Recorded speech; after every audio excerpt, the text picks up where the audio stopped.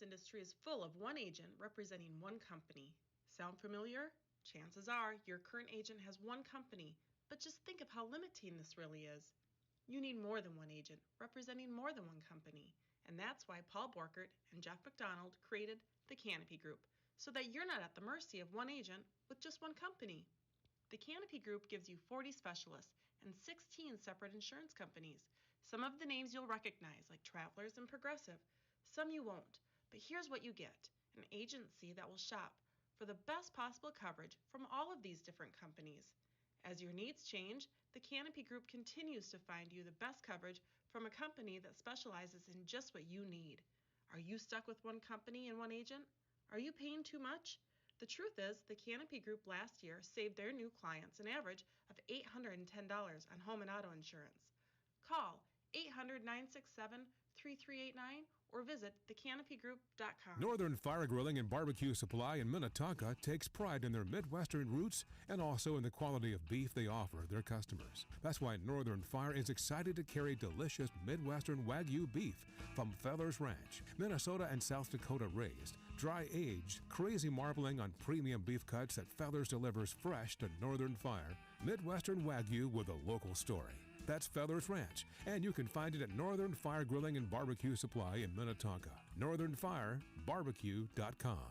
By texting 64000, you agree to receive recurring automated marketing messages from IQ Bar. Message and data rates may apply. No purchase required. Terms apply. Available at eatiqbar.com/policy/terms of service.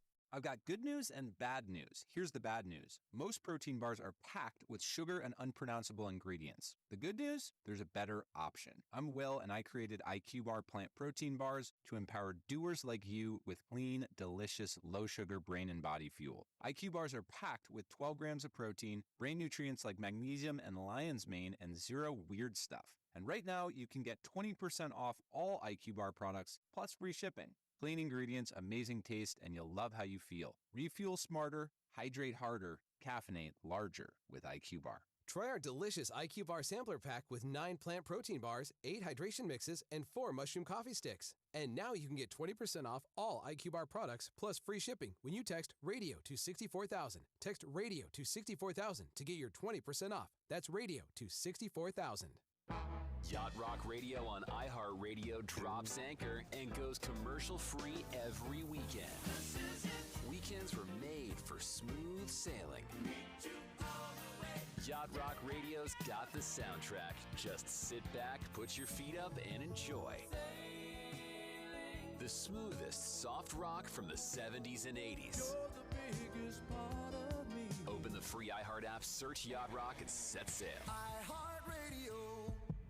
Everybody cares about health, wellness, fitness, nutrition, and so many of us are guessing our way through our health, guessing what foods to eat, what supplements to take, wondering why some things make us feel better than others. Now, that's where Viome comes in. It's a simple, at-home gut health test that uses advanced RNA technology. It analyzes your gut microbiome to understand how your body is truly functioning in this moment. And from there, Viome then creates a personalized food and supplement plan designed specifically for your body. Right, Linda? You've been doing this. I have been doing it, and the test is easy. It's got great steps. It walks you right through. It's easy to do. You can send it right in. Take the guesswork out of it. Get real data. Go to VIOME/Hannity. VIOME.com/Hannity today. And when you follow their plan, you can expect better digestion, more energy, improved mood. Stop guessing. Start knowing. He's guaranteed to be live, guaranteed to be local. John Justice, weekday mornings on iHeartRadio and Twin Cities News Talk. Guaranteed human. Oh, hell yeah.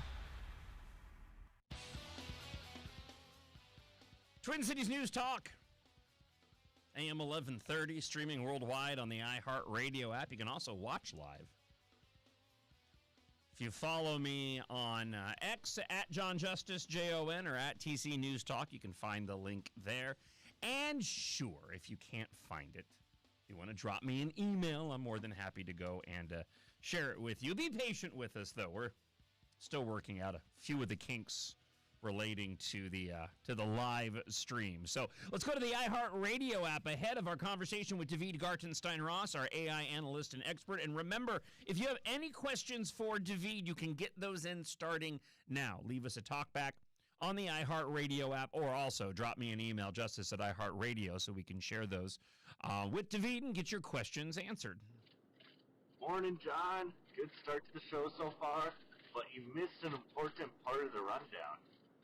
What's going on with the coffee creamer saga? Oh, we have to know. Suddenly a million voices cried out in terror saying, no more creamer talk. Did you do anything in the past 24 hours regarding yesterday? For those that might have missed it, Sam discovered after marking his creamer bottle that somebody here at iHeart Minneapolis had been using his creamer without his permission. I did post a video up on TikTok about this yesterday, asking the question. Got quite a few views, and most people were agreeing with me that I think a lot of people feel like if it's not marked and it's in the fridge, then it's community creamer. Although I take exception with yours because yours is specialized creamer. It's not overly generic. Be that as it may, did you make a choice on what you were going to do? So no updates. The bottle of creamer is still in the fridge, but it's almost empty. So it's to that point now where once I replace it, which will be probably by Friday, then I'll mark it with my name and date and all that. So I appreciate the concern. Thank you for checking in. My coffee tastes great this morning. All right. We'll have it fixed by Friday. We have a talkback from a friend of the show, Scott, this morning. So we will do as we have started doing with friend of the show, Scott, and we will get a gauge on where his enthusiasm level will be this morning on a scale of 1, not very enthusiastic, to we'll go 5, 1 to 5. I think I was doing 10 before. I think it was a bit much. So 5 being the most enthusiastic, 1 being the least enthusiastic. Would you like the topic? Please. Sam wants the topic. That always helps me sort of gauge where we're at. So this seems to be aligned with the news and how we are consuming our news and where we are getting it from is the topic of friend of the show, Scott's talkback. Yeah, he's at a 4 today. You're at a 4? Yep. Being most enthusiastic. All right. You know what? I'm gonna go 2.5. I'm gonna go low. I'm gonna go lower. Okay, I think. So let's go ahead and see where Scott lands. Good morning, John Sam. Every day we turn on the news and we hear stories that I feel 30, 40 years ago we would never even believe could happen. So I always sit and ponder, what has changed in our society? And there are some theories out there that these cell phones, these 5G phones, are emitting billions and billions of microwaves into our brains and slowly but surely frying the brains of far too many people. That's just a theory, but it could be true. Okay, now I'm going to argue that I'm closer on my assessment on the enthusiasm. It was teetering there for a moment. He started to go up. He did. Yeah. He started. 2.5 was right, and he started to make his way up to 4. Good morning, Scott. Maybe when it comes to one of these days, once I figure out all the bells and whistles with the live stream, I can actually get like a running meter where it can fluctuate depending on his level of enthusiasm throughout the talkback. To your actual point, Scott, I don't know specifically regarding the microwaves in our brains. However, the internet and social media absolutely has an impact on this. I've been going down this rabbit hole of this resurgence in physical media that we'll talk about in more detail, probably on a Freedom Friday. I have an audio clip that I might share this morning of a young couple in their probably mid to late 20s who posted a video about how they're now going out and purchasing used DVDs and Blu-rays because they're sick and tired of the streaming services. And of course, now my algorithm is filled with a lot of these posts. There was a post yesterday of an individual looking at the story of a person who's opened up a classic Pizza Hut location that has all of the same amenities going back to the 80s and 90s that we grew up with going to Pizza Hut. And they were saying, now we can just bring back Blockbuster. And this post has been garnering just a ton of responses and a lot of irrational pushback from individuals who apparently think that it would be some detriment to society if we were to go and start consuming physical media again. But people are getting increasingly frustrated with their streaming services. I bring all this up now because of what you mentioned. Specifically, that we're living in a world now where we are consumed with instant gratification. We're living our lives on screens, doing less things in public, and having less items tangible in our hands. And I think what we're seeing now is a pushback on that. There's a division in society. I think there are those that are getting increasingly uncomfortable with having, for lack of a better way to describe it, that which is fake thrust in front of them constantly, and they want something tangible that they can hold on to, and individuals that have a good moral compass are going, you know what, I need something more real. I want some ownership in things. But then you have the dark side and the flip side, which is part of the commentary that I'll get into when we get into the San Diego mosque shooting, wherein I think you also have a lot of individuals that are consuming media, entertainment the same way, not having as many tangible, real things around them. But unfortunately, they're leaning more towards, lack of a better way to describe it, the dark side, because their moral compass is completely self-centered, that they're not looking at the world through a rational lens anymore. I have examples of this with this video and audio of these press-credentialed individuals in New York City publicly saying that they do not care that the CEO of United Healthcare was murdered. One of the women saying that the children are better off without their father because in her determination, he was a bad person and essentially deserved to die. And then you have these kids these are teenagers, 17 and 18 years old, who decided that they had no regard for their own life or anybody else's life and went on a murder spree in San Diego. I believe a big portion of this is all anecdotal. This is just where my head's at this morning looking at these tragedies. But a part of this is this social media, internet world that we live in right now, where people are increasingly removed from reality.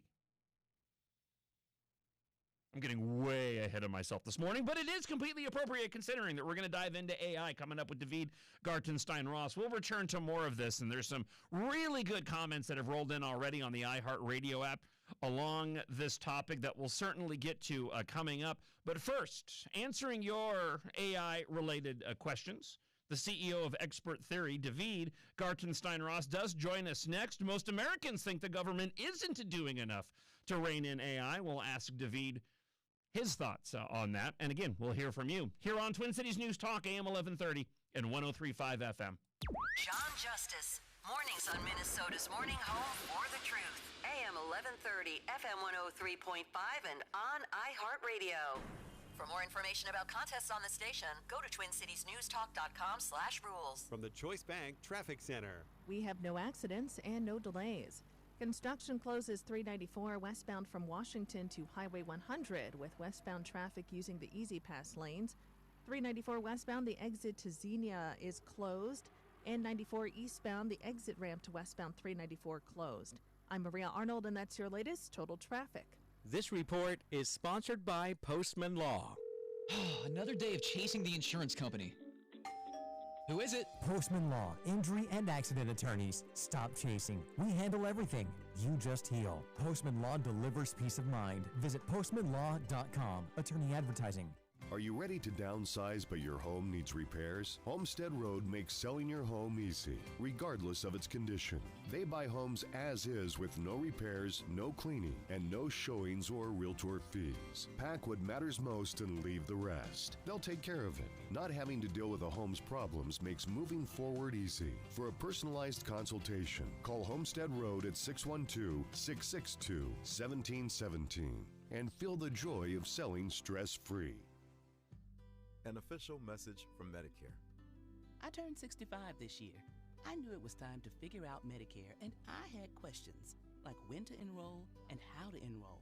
So I went straight to the official source, Medicare.gov, to get the facts about Medicare.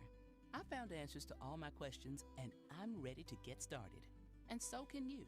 Just go to Medicare.gov to get the real facts about Medicare. Paid for by the U.S. Department of Health and Human Services. You've worked so hard to build what you have. The next step is making sure it works just as hard for you. At Sandvold Financial Group, we focus on creating retirement strategies designed to support your lifestyle, protect what matters most, and help you move forward with confidence. Because retirement planning isn't just about getting there, it's about living well once you do. Having a plan in place can make all the difference in how you experience that next chapter. Does that sound like you? If you're ready to take that next step, please call 952-544-2837 or online. Visit sandvoldfinancialgroup.com today. Securities and investment advisory services offered through Osaic Wealth, Inc., member FINRA SIPC. Sandvold Financial Group is in Minnetonka. 952-544-2837, which is separate from Osaic Wealth. You sound great. Hello. Oh, As hey, always. sorry to bother you, but I figured I'd try the back door What since time do we that's where the begin? real opportunity is. You got about 3 minutes left. What do you mean? Well, I Thank noticed you. your No problem. backyard has more potential than it's getting credit for. All right, I'm listening. Picture a clean, beautiful paver patio right here. A place for the grill, a table, a couple of chairs, and we can tie everything together, huh? Driveways, walkways, concrete work, even landscaping. Contact MN Pavers today at mnpavers.com because sometimes opportunity shows up at your back door. Some things are easier said than done, like packing your carry-on and getting everything to fit. Whew. Other things are easier done than said, like getting $500 cash back when you open a new TrueStone checking account, so you can bag back some cash back to stash in your backpack. Hard to say, but easy to do, because our digital switch kit makes setting up your new TrueStone checking account practically effortless. Easy and $500? It's true, because we're TrueStone. Open by December 31st, and within 60 days, set up a $5,000 direct deposit and e-statements. Membership required. You've probably heard all those ads for life insurance. Just a few dollars a day, apply online in minutes, no medical exam. Simple, easy, and cheap, right? Now you're thinking, maybe I should get a quote. Well, smart thinking. Everyone should have life insurance. But here's what they don't tell you. Those few dollars a day rates, they're for young people in perfect health. That's why everyone calls Big Lou the 50 to 60-year-old not-so-perfect candidate. Like you. You take prescription meds and you're overweight. Winner, winner, fried chicken dinner. Well, Big Lou works with life insurance companies that want people like you with no surprises after you apply. In fact, if you're a 50-year-old guy with a few health glitches, Lou could probably find you $1 million of term life coverage for about $200 a month. So, yeah, you need life insurance. But unless you're young and healthy, you gotta call Big Lou, because he's like you, older, heavier, and on meds, too. Get a quote right now at 800-200-1966, 800-200-1966, or biglou.com. If you want unlimited talk, text, and data on a crazy fast network, Big Wireless will sell it to you right now for as little as $70 a month. Or you can buy it from Pure Talk for half of that. I'm talking about unlimited talk, text, and unlimited data for just $34.99 a month. Stop paying the big guys twice what you need to. Dial pound 250, say my name. That's pound 250 micro to switch to Pure Talk, where the savings are truly welcome back. Unlimited. This report is sponsored by Fresh Time Market. At Fresh Time Market, $75 isn't just a grocery run, it's 8 delicious meals for a family of 4. Chicken, pork chops, fresh fruits, veggies, and breakfasts. Stop by Fresh Time Market today and fill your basket with flavor, quality, and savings. Of course. Okay. Got it. I will let him know. Twin Cities weather, it's going to be breezy and cloudy this morning. A little sunshine this afternoon, but it's going to be a cool one today with a high of 55 in the Twin Cities. Tonight, clear 41. Tomorrow, sunshine 64. We're looking forward to a pretty nice Memorial Day weekend. I'm meteorologist Sean Cable on Twin Cities News Talk, AM 1130. Temperature now 49. This is Twin Cities News Talk, AM 1130 and FM 103.5, an iHeart radio station. Hey, good morning, guys. John, when my 20-year-old daughter was 12 or 13, her and her friends like to sneak out, so we put the ring cam window sensors on. We found searches on her phone on how to get around them. Now, YouTube, TikTok, they can ban videos of people talking about the CDC's own guidelines, but they can't ban videos of kids talking about how to hack things like Face ID. Interesting. thank you for the comment on the iHeartRadio app. Those are brought to you by Lindahl Realty. On a positive note, right? Because I use the internet all the time. We all do. I post videos online. I know that I talk negatively about social media because I think there's a lot of negativity to it, but there's also a lot of positivity to it as well. It's Twin Cities News Talk. My name is John Justice. Sam and they're pushing the buttons, and we'll talk with David Gartenstein-Ross in just a moment. I saw a post a few days ago that I totally related to and I hadn't thought about, and the post was essentially talking about how the individual had a broken piece of equipment in their house. What it is irrelevant. But typically, he said, in the past, one might be more inclined to just get rid of it, whatever it is, an appliance, a tool, right, in the garage, and get another one because it's broken. But now you can go onto YouTube and find how-to fix virtually anything. And not just any item, but any make and model of item.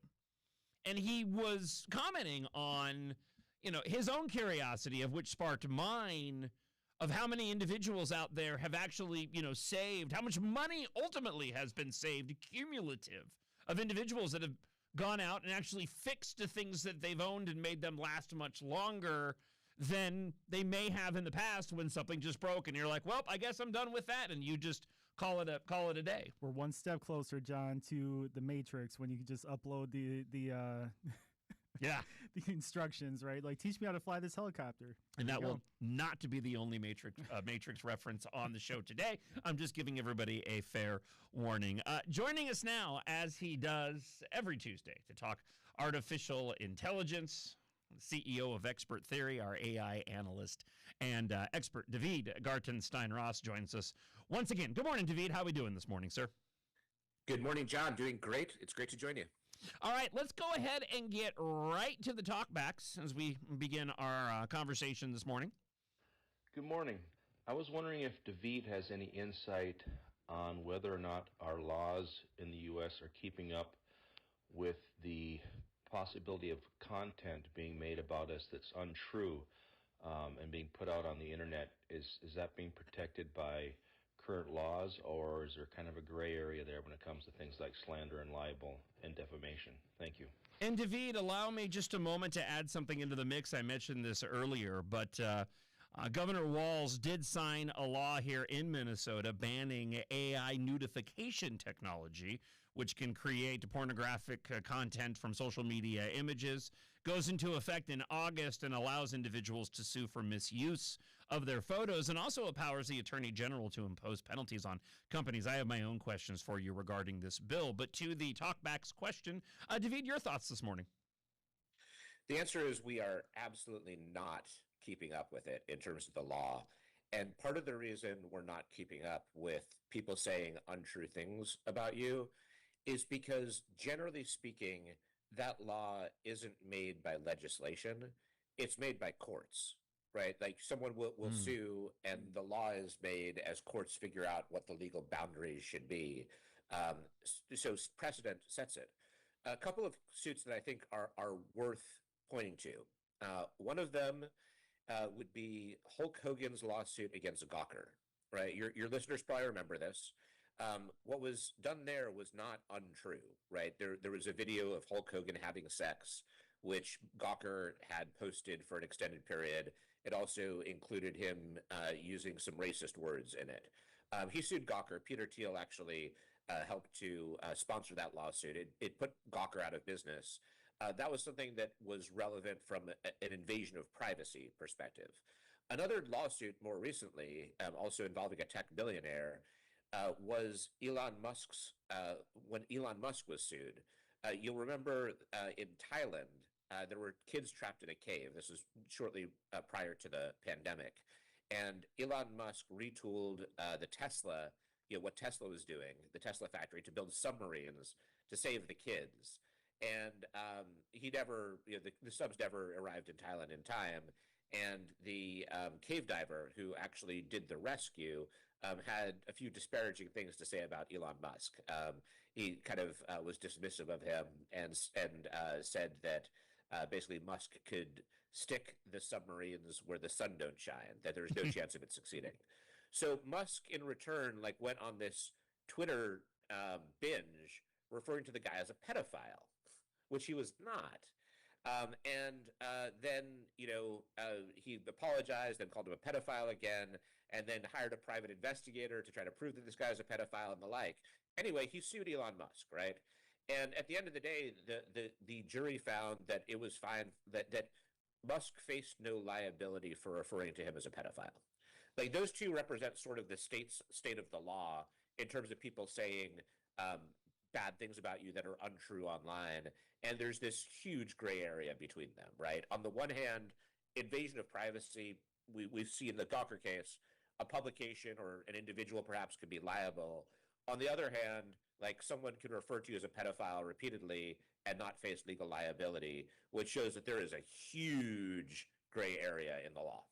In this nudification bill signed into law, allowing people to sue anyone who uses their photos for AI nudification technology, and again, allowing the Minnesota Attorney General to enforce penalties of up to $500,000 against companies for each photo or video that came from their technology. So I have questions regarding this, but before I get to those, David, I'm curious just to kind of get your instinctive reaction to this specific Minnesota law. On nudification? Yeah. I support it. Obviously the devil's in the details, right? But like, in terms of the general idea, yeah, I support it. I think that, number one, there's not like a public interest or a free speech interest in people being able to create AI nudes of other people. It's gross. Number two, I think people have a privacy interest in terms of not being mocked and humiliated by having AI generate nude photos of them. There's a whole lot that is wrong about that. Number three, it doesn't pose a huge burden on AI companies. It's very easy to have an overriding command on an LLM that stops nudifications. So in terms of the general idea of the law, yeah, I support it. I find it interesting, and maybe this is a rabbit hole we don't need to go down, but you're talking about something that is obviously artificial, although incredibly realistic, wherein you don't necessarily have a law for an individual who, say, would go and draw a picture, wherein it would also depict, something offensive about an individual, even though it is incredibly realistic. I mean, we're looking at this specifically because of just how realistic the AI is, but they're both artificial, but there's obviously a very distinctive difference here, David. Yeah, but I think there's two differences, as you said. Difference one is how real the depiction might be, right? Like, if someone draws, a nude photo of, say, I was going to say John Justice, but I don't want to have that. So, let's say someone draws a nude photo of Governor Walz, right? Okay. And I mean, leave aside all the many reasons you would not want to see that. Sure. If someone draws a nude photo, you're pretty, even if they're really good at drawing, you're going to be able to tell that they drew it. Whereas AI is so realistic that you really can't tell the difference. And you and I can actually go through this together, but I'm certain that the naked eye, no pun intended, cannot tell the difference between an AI-generated photo and a real photo, if the AI-generated photo is supposed to look real. Second thing is scale, right? It might take someone, if they're fast at drawing and relatively accurate, it might take them, say a couple hours to draw these nude photos. AI, you can produce, 10 or 20 or maybe 30 nude photos in an hour. So there's kind of the scale at which it's produced. I think both of those are sufficient distinctions that I would support that legislation. We have an email that rolled in from Dwayne, who asks, how do we know this is really David and not an AI deepfake? Boy, David, that would be a plot twist if none of our if I would been conversing with an AI this whole time. Yeah. No, it's a really good question. How do we know? I'm pretty confident. How do I know that I'm not an AI? Oh, don't even go down that. Don't. Yeah. How do we know? How do we know that we're not all living in a simulation of which I'm sure I'm going to get a couple of talkbacks saying that we are. Speaking of which, David, let's get back to the iHeartRadio app. The talkbacks brought to you by Lindahl Realty. If statistics are statistics are statistics, how can AI put out biased answers? For example, if you were to ask, is there a group of people that commit the majority of crime in the United States? I don't understand how it can be biased. I hope that makes sense. David, your thoughts? I mean, it seems to be.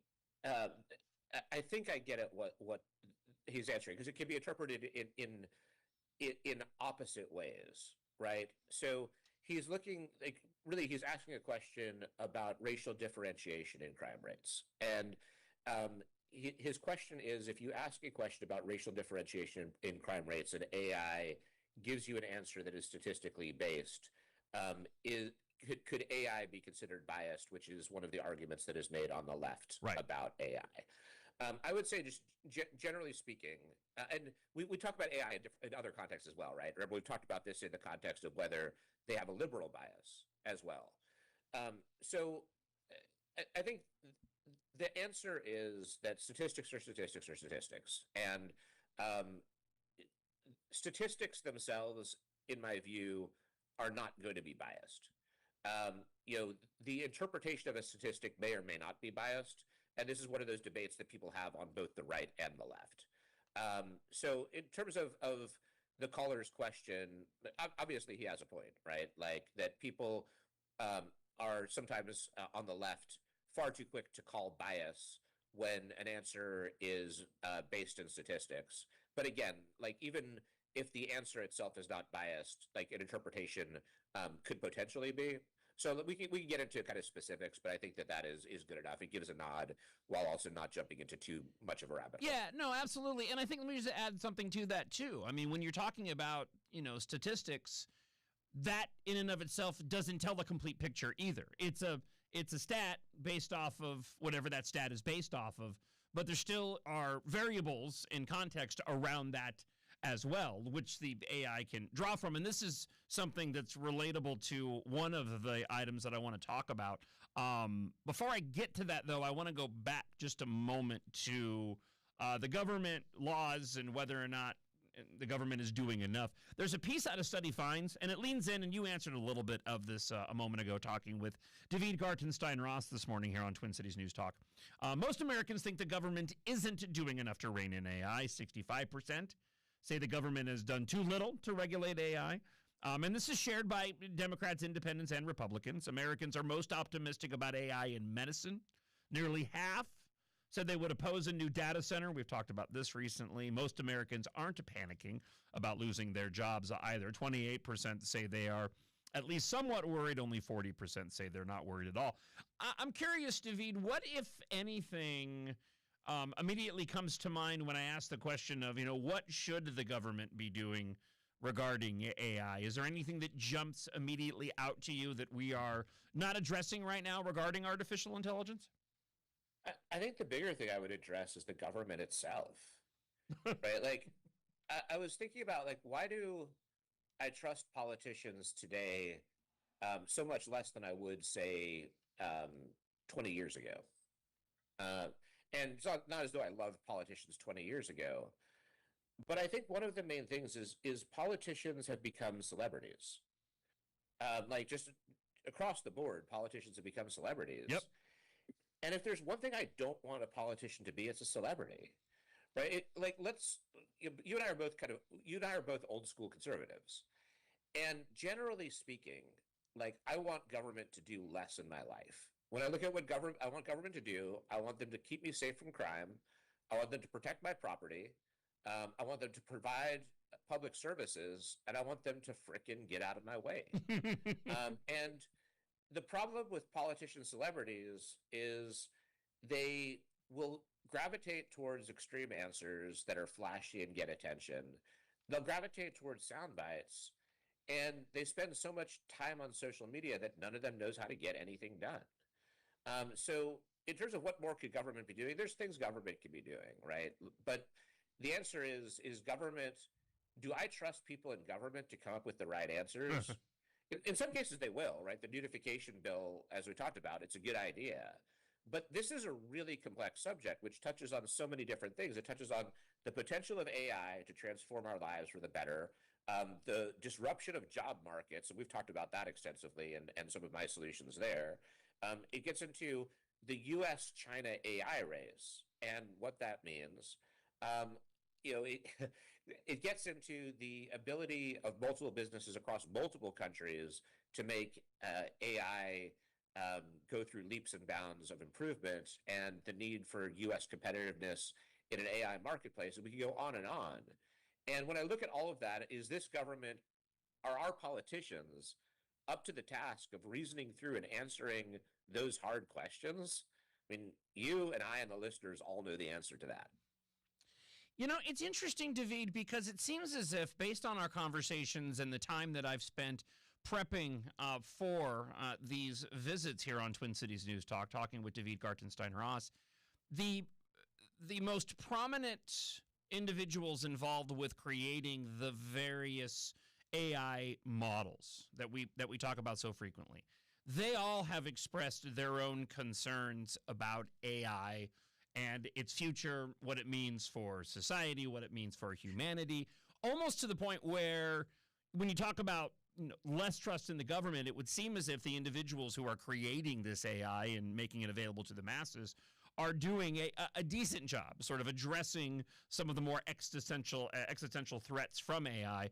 The question I have is, at what point does AI become available, and the creation of AI of individuals who aren't as concerned, who aren't looking at the safeguards and are just looking at a means to go and, say for the sake of argument, make money, where it becomes more mainstream and people can create their own language models? I don't even think that the current crop is doing a phenomenal job of that.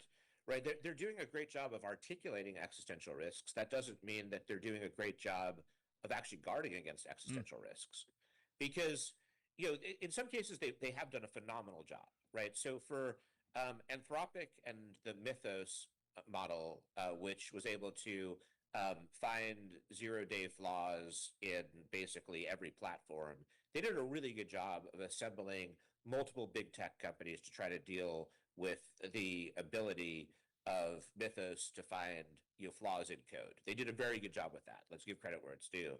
But the fact that they do a good job of articulating existential risks doesn't mean they do a good job of actually addressing existential risks.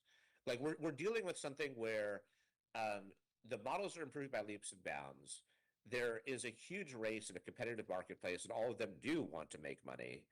And moreover, new models that they create are able to do things that they didn't anticipate. So I think this is what's dangerous about AI. I don't trust the politicians. To some extent, the entrepreneurs working on this are trustworthy, but really they're not, right? At the end of the day, I don't think many people, regardless of their view of Elon, would trust their future to Sam Altman or Elon Musk or any of these guys, right? I might admire them, but I sure wouldn't want them to shape the future of humanity, right, which they're sort of on the path to doing.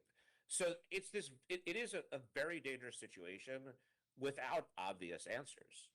David Gartenstein-Ross is the CEO of Expert Theory. Let us plan on continuing this conversation again next week if you're available. And thank you, as always, for the time this morning, David. Great speaking with you. Thanks, John. Look forward to next time. Speaking to politicians, celebrities, and this is going to lean into what we'll talk about coming up next hour. First off, we've had the several victims killed in the San Diego Islamic Center shooting. I'll give you the latest details on that. This video that's gone viral of two members of the press credentialed by Mayor Mamdani openly endorsing the assassination of the United Healthcare CEO, Brian Thompson. But with what David was talking about a moment ago, it fits in nicely with this story that I had in the stack today. I've been to jail, I've been judged, and I've gotten back up. It's not the opening line of a reality show from this article from the Daily Wire. It's part of a congressional campaign bio. To what David was talking about, how these politicians are becoming more like celebrities. And now you're seeing ads as such, and we can get into this in the future. Spencer Pratt in Los Angeles in the mayoral race has done a fantastic job utilizing AI in creating his campaign videos. Somebody's gone and done the same thing with Lisa Dameth here in Minnesota. And I love these videos, and I love the idea that we are looking at other more compelling ways for politicians to get their message out there. But it is combined with this celebrity-esque culture that we have in this entertainment-driven society, individuals attempting to get views and clicks, wherein the media is failing us. On the celebrity front, when it comes to politicians, Michigan Democrat Shelby Campbell going viral after videos showing her twerking on a kitchen counter exploded across social media just months before the state's August primary election. Yeah, they're not, it's not pleasant. It's really not. Why she's on the kitchen counter, I have no idea, by the way. Depending on who you ask, she's either the future of an authentic politician in politics or flashing a warning sign of what happens when TikTok culture collides headfirst with Congress. I tend to think it's the latter. I'll have more details to share with you on this story coming up on Twin Cities News Talk. Also, we'll talk with Representative Tom Emmer at 7:20, and Hennepin County Attorney Scary Moriarty moves forward, and I don't even know if she can do this, charged another ICE officer after prosecutors say the migrant shooting story was false. We'll give you the details, and we'll get to your comments from the iHeartRadio app. Talkback's brought to you by Lindahl Realty. It's all coming up on Twin Cities News Talk, AM 1130 and 103.5 FM. They have what's called a Trump derangement problem. Have you heard about that problem? John Justice, mornings on Minnesota's Morning Home for the Truth. AM 1130, FM 103.5, and on iHeartRadio. We report, you decide. Your Fox News update is on Twin Cities News Talk, AM 1130.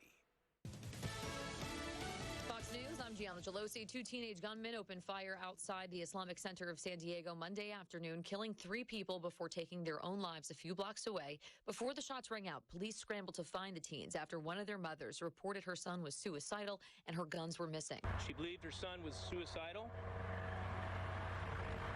and she began to share information that several of her weapons were missing. That's Police Chief Scott Wall. The attack is being investigated as a hate crime. President Trump says he's pausing a major attack on Iran, posting on Truth Social. We will not be doing the scheduled attack of Iran tomorrow, but have further instructed them to be prepared to go forward with a full large-scale assault of Iran on a moment's notice in the event that an acceptable deal is not reached. It's Fox's Trey Yingst. America's listening to Fox News.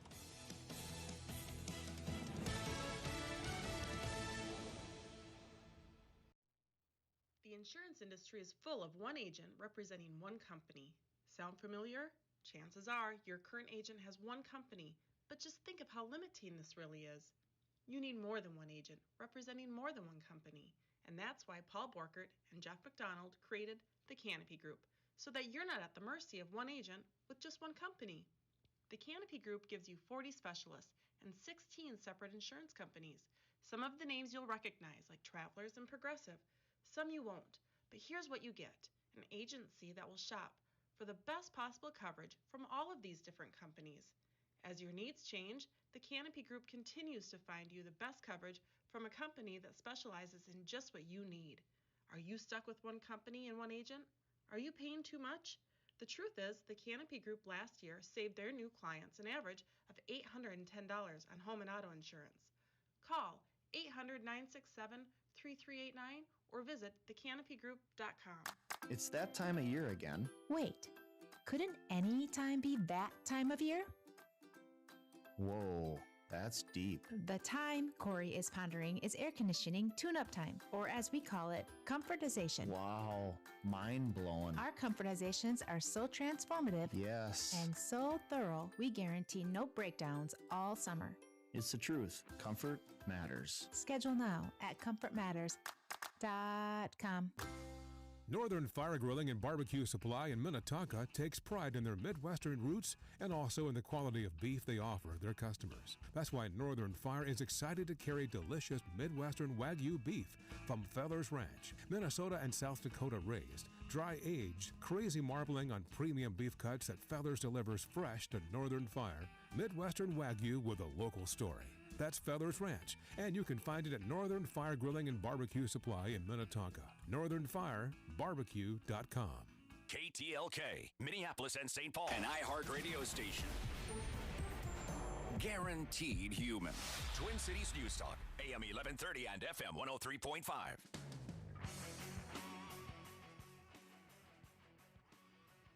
Hey, John, Eric from Farmington. Seems kind of like we're living out Demolition Man with people being nostalgic for old media, Pizza Hut restaurants, things of that nature. Maybe Sly Stallone got something right with that movie. I'm convinced there's something happening.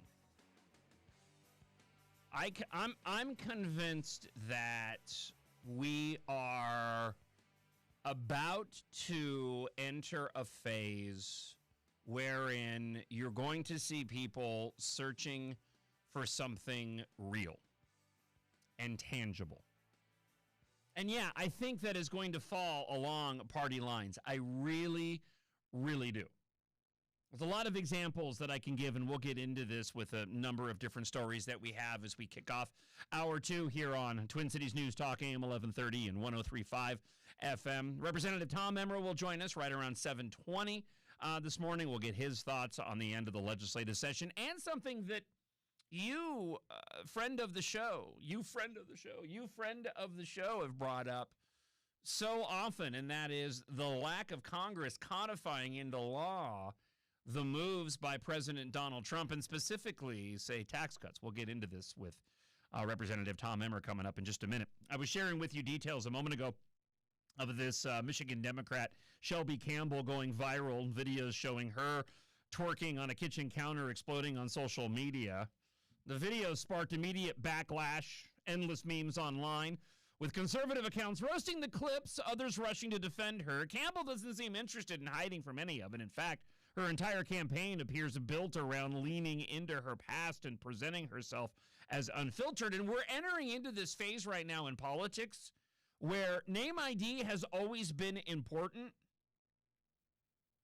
But now we're entering a phase where name ID is like all that you need because of the way that Democrats are operating in opposition to Republicans, that whoever the Democrat candidate is, regardless of their background, regardless of their twerking habits, regardless of any sort of crimes that they may have committed in the past, it doesn't matter. If they are the nominee, then Democrats are just going to vote for them, regardless of how heinous they are. In which case, you do end up in a circumstance wherein individuals simply need to be able to become quasi-celebrities to get their name out there in order to win elections, and that's it. Her website features 4 mugshots alongside her biography. She talks about previously working as a bartender, a server, a certified nursing assistant, and an auto worker. That's a more extensive bio than Alexandria Ocasio-Cortez. She says she sold her car, rides a scooter, and uses public transportation. Also highlights being a first-generation college graduate who attended Wayne State University and studies law at Detroit Mercy. And then there's this line, I'm not a regular politician, I'm an honest politician. She's like the Marissa Simonetti of Michigan, for those familiar with the controversial tarantula-tossing perpetual Minnesota candidate. Critics watching the video circulate online, the pitch sounded less like honesty and more like an attempt to turn personal chaos into political branding. Others argue that the campaign reflects, and this is where the Daily Wire and I absolutely agree, a deeper cultural shift where going viral now matters more than appearing qualified to hold public office, and where internet clout can generate more attention than policy positions ever could. They hit the nail on the head. And as I mentioned before, and we'll get into more of the physical aspect of this coming up in the show, but I believe that it's part of this controversy and this emerging truth that people are actively pushing back against. Because people are identifying the fact that individuals aren't living in reality anymore. I mean, this isn't the real world here. What a woman goes and puts online. I mean, unless this candidate is indeed spending her free time when nobody is around, just randomly twerking on the kitchen counter. No, it's just to raise attention and her profile. That's it. But it's not based in any sort of reality of how she lives her life on a daily basis or how she feels about the issues. On a more egregious note is this video that went viral overnight. What you're about to listen to, and I've posted this online as well. If you follow at TC News Talk or at John, Jon Justice, you can watch the video for yourself. But it's just two women standing on the street, cameras surrounding them. This is two members of the press doing that thing with my fingers credentialed by Mayor Zohran Mamdani, openly endorsing the assassination of the United Healthcare CEO. This is Ashley Rojas and Lena Weisbrot. And here is the audio of what they had to say on the street in New York City for everybody to see that's gone viral. I said what I said. I don't give a His children are better off without him. They need to learn to not be like their... Let me reach. Here's what I'm going to do. I know that Sam did an admirable job bumping up the audio, but the cameras and the mics were far away. I'll read you the transcript and then we'll play the audio, and this way you can get a better gauge of what's being said. So Rojas says, I'm saying blank, the F-bomb, Brian Thompson. I don't give a flying blank. He died. Weisbrot then says his children are better off without him. They need to learn to not be like their dad and enjoy the blood money. I liked his murder. They accused Thompson of being guilty of mass social murder. Social murder is something now that Hassan Piker has entered into the mainstream. A 19th century term, however. I'd never heard this before now. That was originally coined by Karl Marx, a co-conspirator. And again, recently referenced by Hassan Piker in the New York Times. They compare the assassination of Thompson to the killing of Osama bin Laden and call it heroic violence. Can you even fathom? So here is the audio now that you know what they said. I said what I said. I don't give a His children are better off without him. They need to learn to not be like their dad and enjoy the blood money, kids.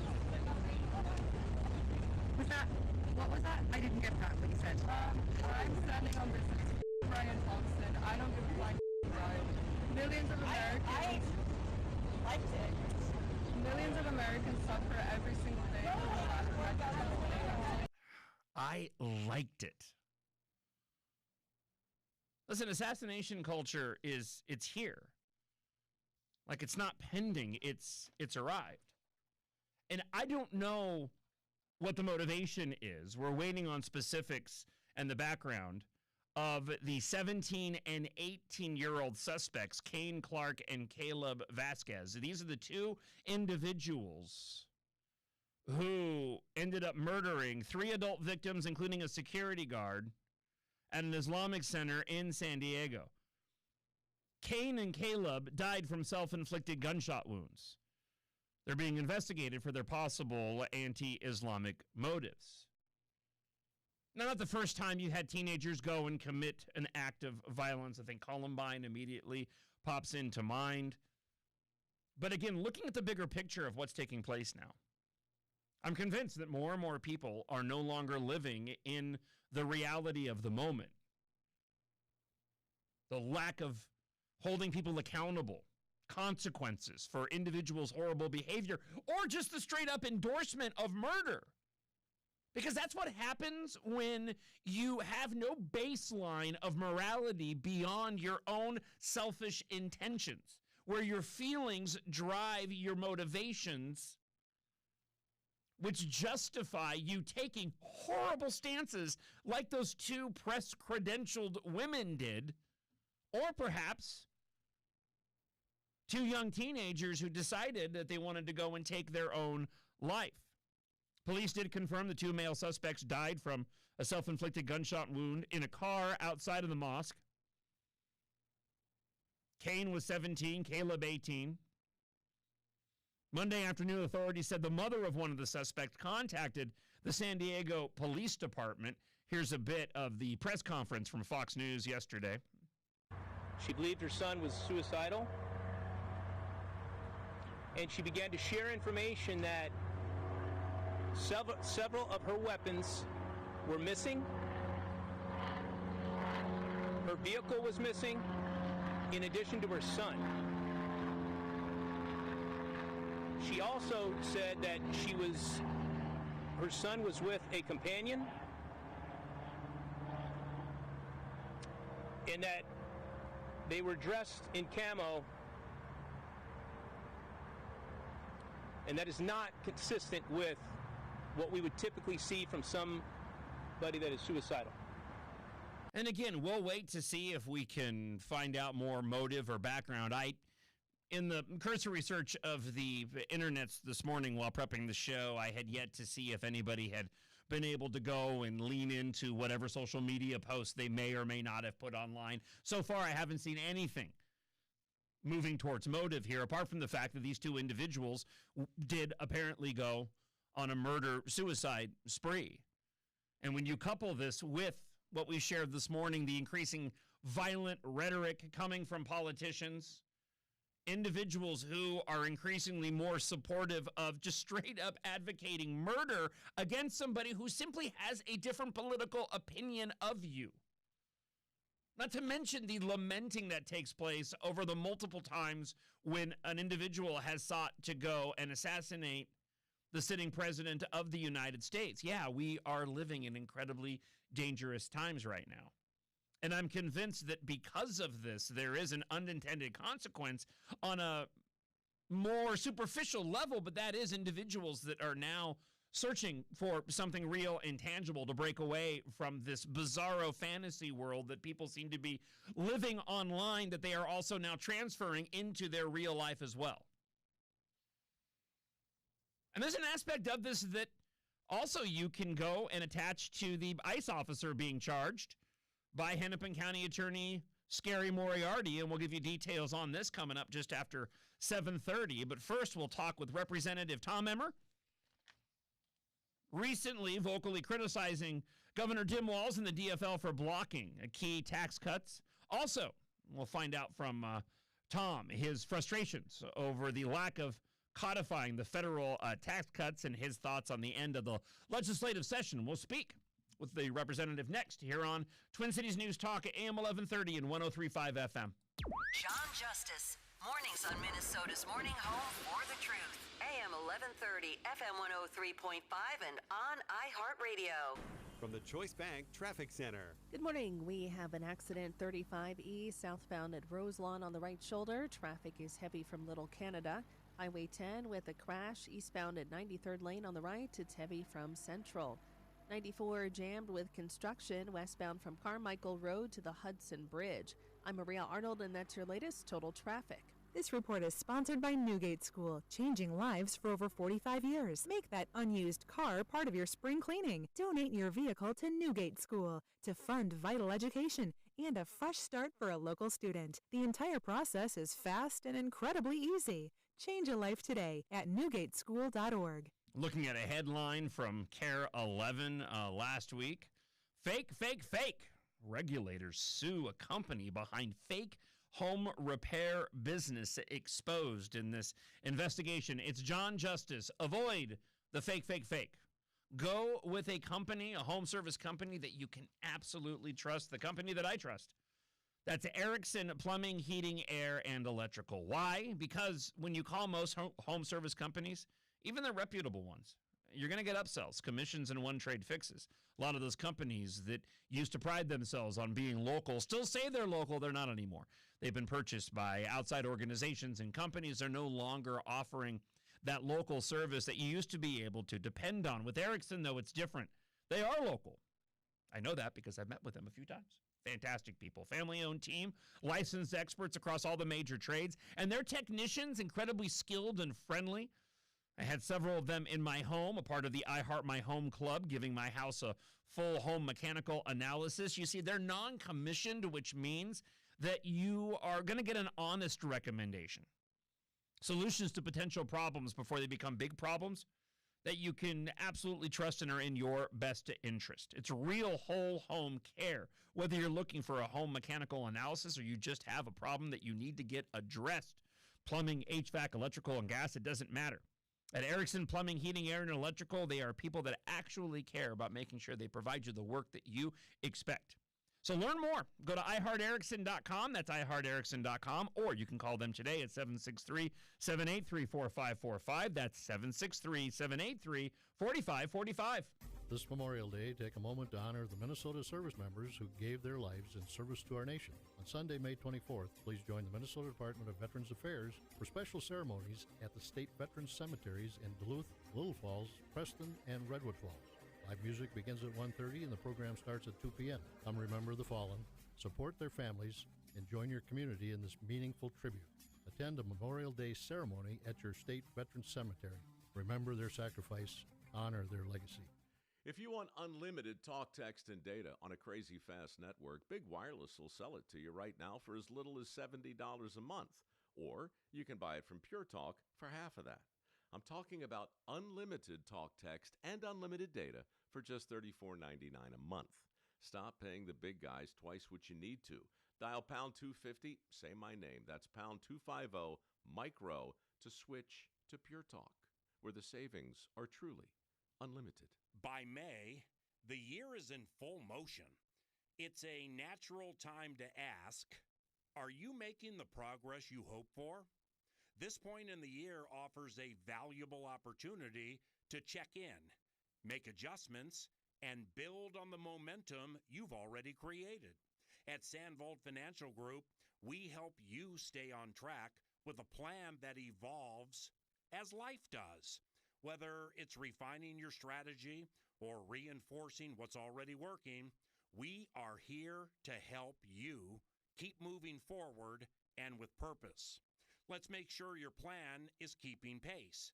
Call 952-544-2837 or visit sandvoldfinancialgroup.com to connect with our team. Securities and investment advisory services offered through Osaic Wealth, Inc., member FINRA SIPC. Sandvold Financial Group is in Minnetonka, 952-544-2837, which is separate from Osaic Wealth. An official message from Medicare. I turned 65 this year.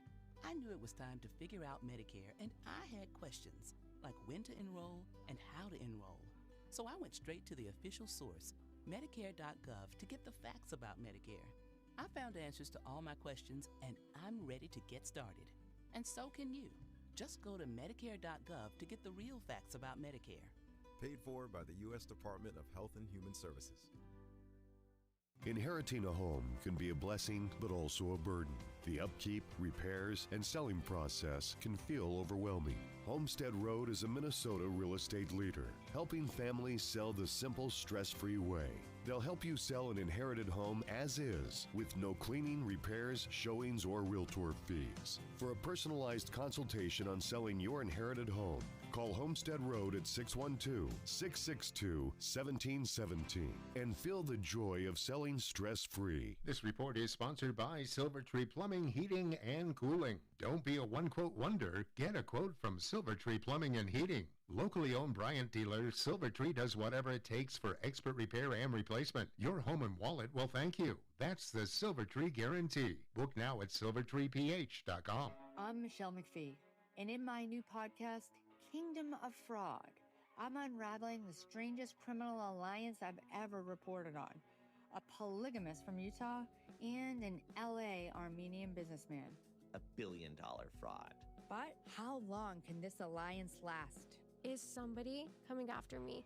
Search Kingdom of Fraud on iHeartRadio, America's #1 podcast network, and the Webby Podcast Company of the Year. Have you heard the news? The search of the backpack. Evidence in the Mangione trial. Improper warrantless search. Trump, the clock is ticking. They're going to be decimated. Trump is suing the IRS. Not anymore. It's a big day. 24 hours a day, every day of the year. We're here with the latest forecast at the top and bottom of every hour. Twin Cities News Talk, AM 1130 and 103.5 FM.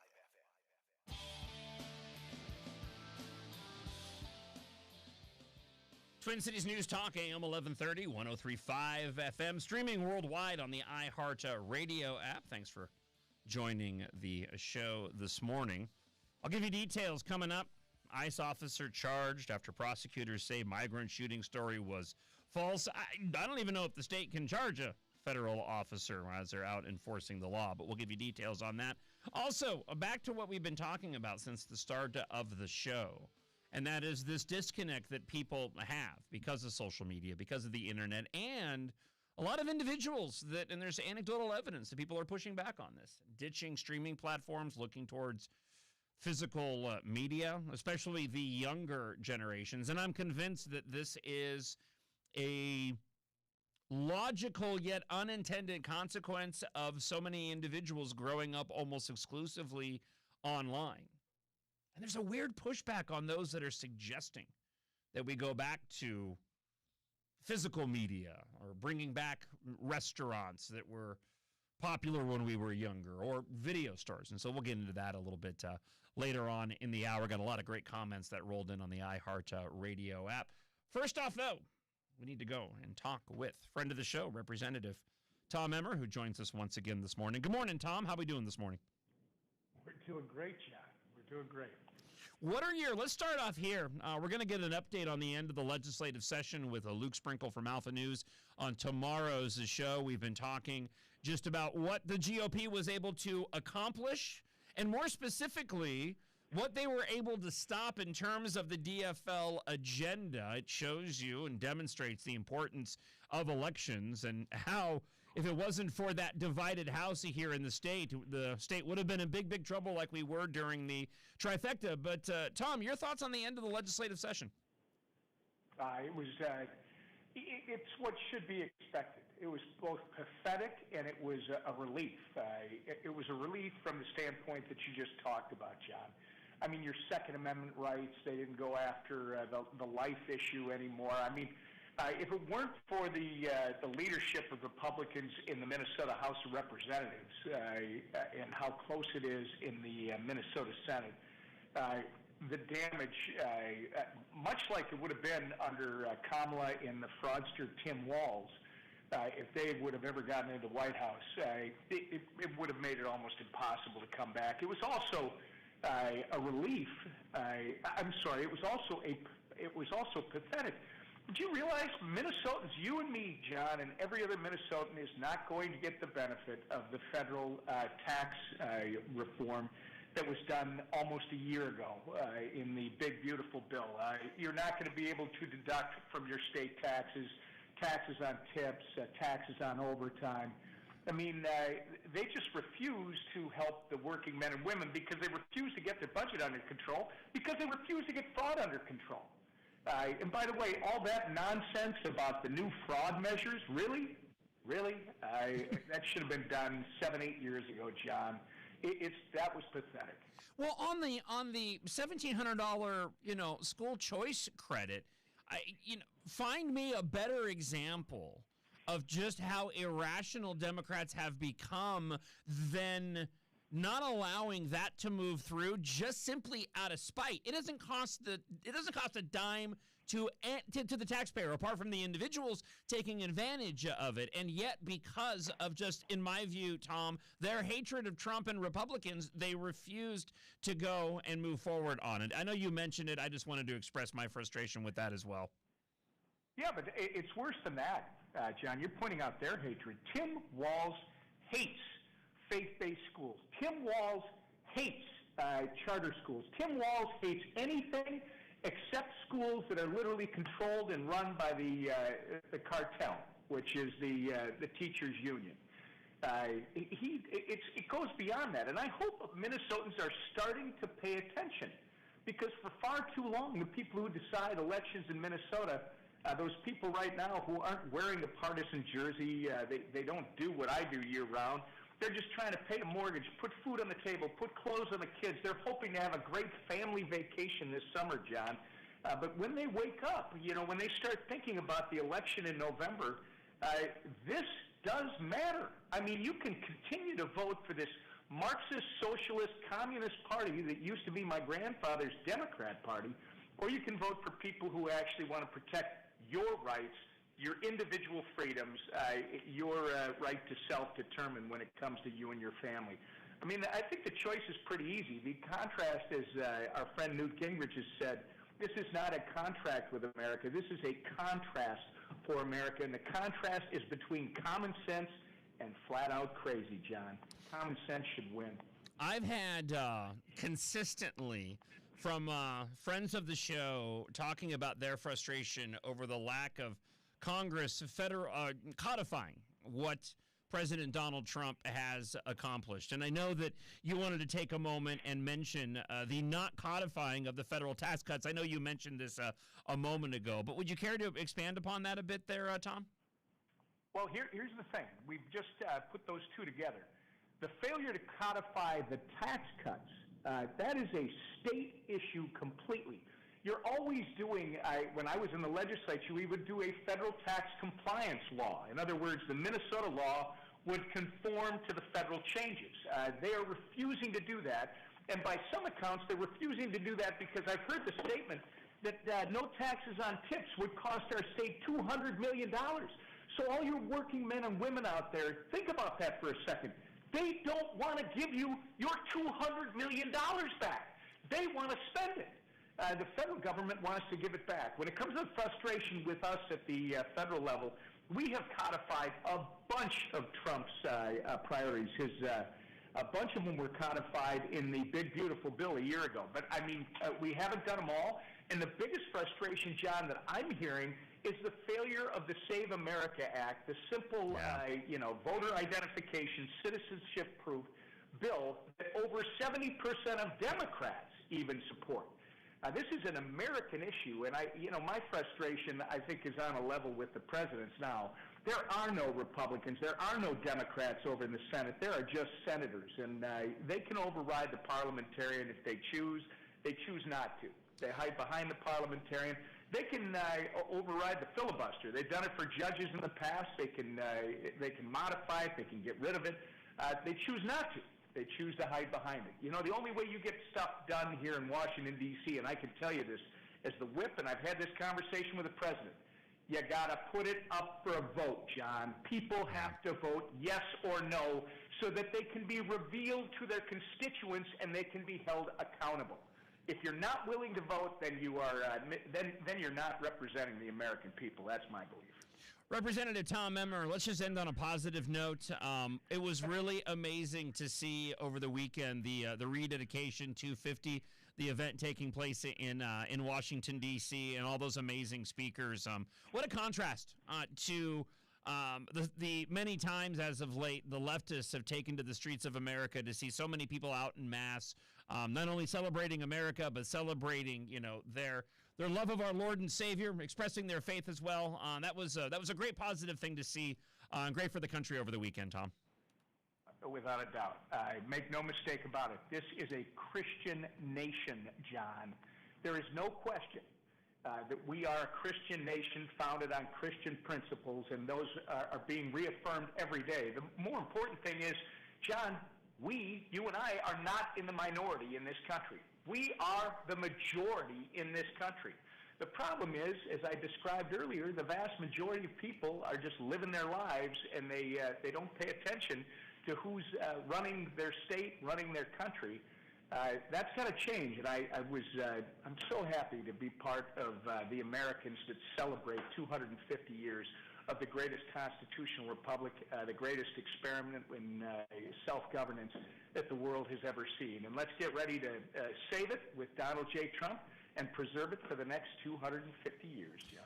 Representative Tom Emmer, as always, thank you for the time. I look forward to talking with you again next week, and have a great rest of your week. All right, John. You too. Happy Memorial Day. I agree with him. We talked about this on the show yesterday when we were going over the Rededication 250. We are a nation that's based in faith. The founders and their religion, it's crafted into our laws, into the societal safeguards, the standards that the left has continued to try to get rid of. It was an incredible display of faith over the weekend, and we're faced with evil. Whether it's individuals who increasingly are endorsing this idea of social murder, the killing of an individual simply because you oppose their view or they oppose your view, or you've decided that you are the arbiter of how an individual should live their lives and conduct themselves to the point where you determine whether or not that individual's life is of value to you. We'll get to more of this. Got a couple of talkbacks that rolled in based off of these two press-credentialed individuals of Mayor Zohran Mamdani openly advocating for the assassination of the United Healthcare CEO. But it also plays out with the prosecutions and what our own law enforcement, doing that thing with my fingers here in Minnesota, is doing against those who came here to Minnesota to protect us from individuals who had no respect for this country. An ICE officer charged with second-degree assault and falsely reporting a crime after allegedly shooting a migrant, lying about the circumstances. Scary Moriarty announced this yesterday alongside Attorney General Thief Ellison. We'll bring you the details next, and we'll get to your talkbacks as well from the iHeartRadio app here on Twin Cities News Talk, AM 1130 and 103.5 FM. John Justice, mornings on Minnesota's morning home for the truth. AM 1130, FM 103.5, and on iHeartRadio.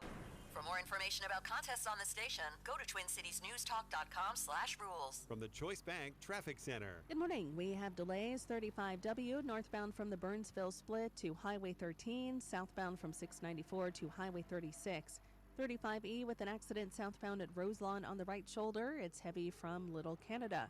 169 slow northbound from Highway 21 to Old Shakopee. I'm Maria Arnold, and that's your latest total traffic. This report is sponsored by the Minnesota Department of Public Safety. Chances are, if you're hearing this spot, you're currently in a vehicle. And if you're not wearing a seatbelt, well, that could be tragic news. Wear your seatbelt, and please slow down. Extra enforcement now on Minnesota roads. A message from the Minnesota Department of Public Safety. Declare your retirement independence today with a call to Haven Financial Group. Having the proper investment strategy in place may allow you the freedom to do what you want and when you want, potentially for the rest of your life. You've worked hard, you've saved hard, and the folks at Haven Financial Group are here to help you avoid common mistakes in retirement. Having the right investment strategy for the future could be your financial safe haven. Reduce what you owe to the government and keep hundreds of thousands more in your pocket, especially for those who've saved a lot. So don't wait. Declare your retirement independence and call Haven Financial Group today at 612-504-8400. Learn what it means to truly achieve retirement independence. Call 612-504-8400 or learn more online at havenfinancialgroup.com. That's 612-504-8400 or havenfinancialgroup.com to learn more. Haven Financial Group. Let us be your retirement safe haven. Investment advisory services offered through Guardian Wealth Strategies, LLC. Haven Financial Group and Guardian Wealth Strategies, LLC are not affiliated. You've probably heard all those ads for life insurance. Just a few dollars a day, apply online in minutes, no medical exam. Simple, easy, and cheap, right? Now you're thinking, maybe I should get a quote. Well, smart thinking. Everyone should have life insurance. But here's what they don't tell you. Those few dollars a day rates, they're for young people in perfect health. That's why everyone calls Big Lou the 50 to 60-year-old not-so-perfect candidate. Like you. You take prescription meds and you're overweight. Winner, winner, fried chicken dinner. Well, Big Lou works with life insurance companies that want people like you with no surprises after you apply. In fact, if you're a 50-year-old guy with a few health glitches, Lou could probably find you $1 million of term life coverage for about $200 a month. So yeah, you need life insurance. But unless you're young and healthy, you gotta call Big Lou because he's like you, older, heavier, and on meds too. Get a quote right now at 800-200-1966, 800-200-1966, or biglou.com. Around here, people still work hard, go to church on Sunday, and mean it when they say God and country. That's where Jesse Eben comes from. 7 generations of Wisconsin roots, raised in the North Woods. Faith, hard work, and love of country. Jessie isn't a career politician. She's a wife, a mom, and a businesswoman who's fought to keep good manufacturing jobs right here in Wisconsin. A Christian conservative who knocked thousands of doors for President Trump, Jessie believes in America first, not as a slogan, but as a way of life. Fiercely pro-life, 100% pro-gun, deport all illegals, no tax hikes, period. Like you, Jessie Eben is sick of the swamp BS. She'll fight to ban politicians from trading stocks and becoming lobbyists. Authentic, one of us, conservative Republican Jessie Eben for Congress. Northwoods PAC paid for and is responsible for the content of this advertising. Not authorized by any candidate or candidates committee. NorthwoodsAction.com. When you're hiring, have you ever felt like you're missing out on meeting truly great candidates for your roles? It seems impossible to find them, but they have to be out there somewhere, right? Well, they're not hard to find when you know where to go, and that place is ZipRecruiter. And right now, you can try ZipRecruiter for free at ZipRecruiter.com/radio. ZipRecruiter helps 10 million people with their job search every day. And because these people are actively looking for jobs just like yours, it's easy to find the right person right away. In fact, 4 out of 5 employers who post on ZipRecruiter get a quality candidate within the first day. But if you're not using ZipRecruiter, you're missing out. So see what it's like when the impossible is easy. When you go to ZipRecruiter.com/radio right now to try ZipRecruiter for free. Once again, that's ZipRecruiter.com/radio. ZipRecruiter.com/radio. Never miss out on great candidates with ZipRecruiter. A small business affirmation from Progressive. Plumbers, today will be a good day. You will be profitable. Your clients will be nice. No one will stand over you and tell you how to fix the thing they actually hired you to fix. You will also feel at peace after switching to Progressive, America's #1 commercial auto insurer. See if you can save in as little as 8 minutes at progressivecommercial.com. Progressive Casualty Insurance Company and Affiliates. #1 commercial auto insurer from the NAIC's 2024 national premium data. Warm weather means fun on Lake Okabena in Worthington, Minnesota, including lakeside summer events like the annual Windsurfing Regatta and Music Festival June 12th and 13th. It's free and it will feature national artists Red Farron, Chase McDaniel, self-titled The Indecisions, and the Crown Jewels tribute to Queen. July 3rd, it's the Radio Works Beach Bash free show featuring Big Toe and the Jam, plus fireworks over the lake the 3rd and 4th. It's all in Worthington, Minnesota. It's worth a look. The Canopy Group offers 16 different insurance companies. Learn more at thecanopygroup.com. Back to John Justice, live this morning on Twin Cities News Talk, AM 1130, FM 103.5, and on iHeartRadio.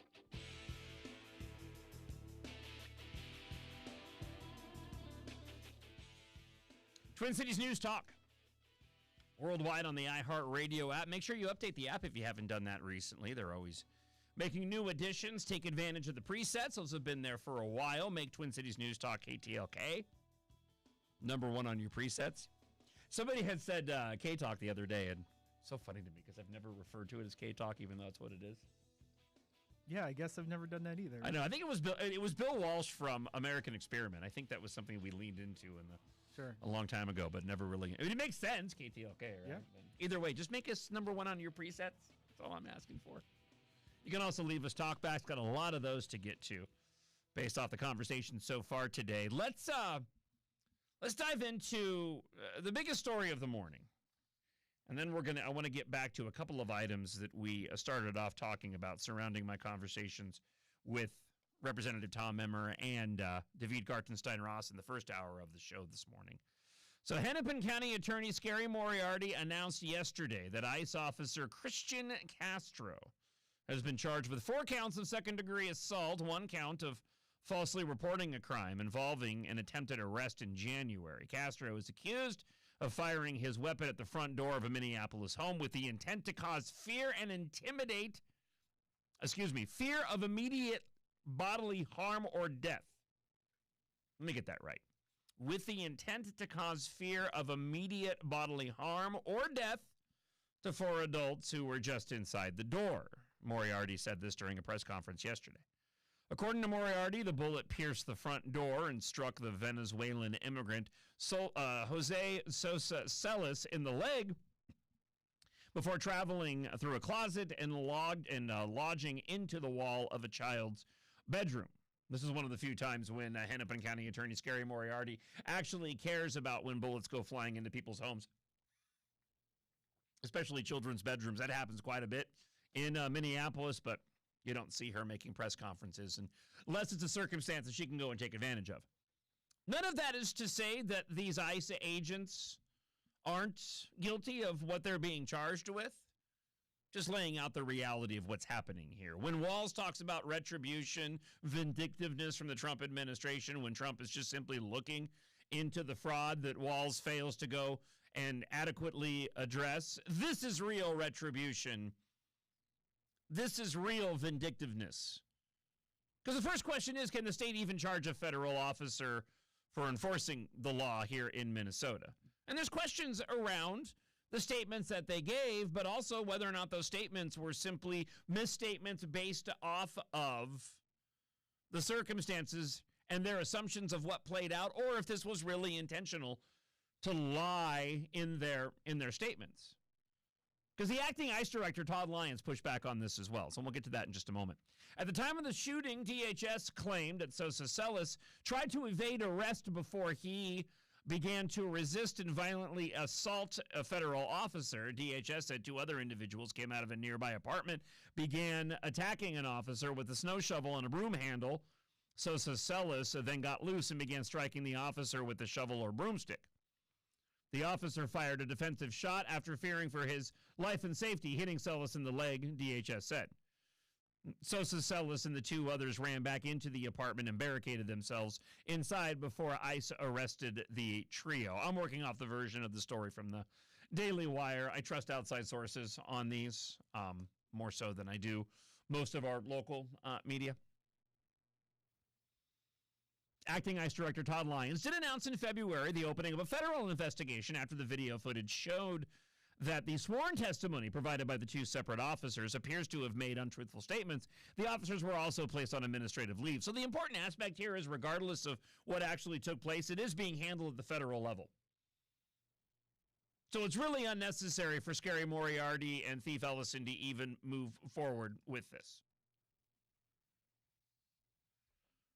The men and the women of ICE are entrusted with upholding the rule of law and are held to the highest standards of professionalism, integrity, and ethical conduct, said Lyons. Violations of this sacred sworn oath will not be tolerated. ICE remains fully committed to transparency, accountability, and fair enforcement of our nation's immigration laws. Again, it's being handled at the federal level.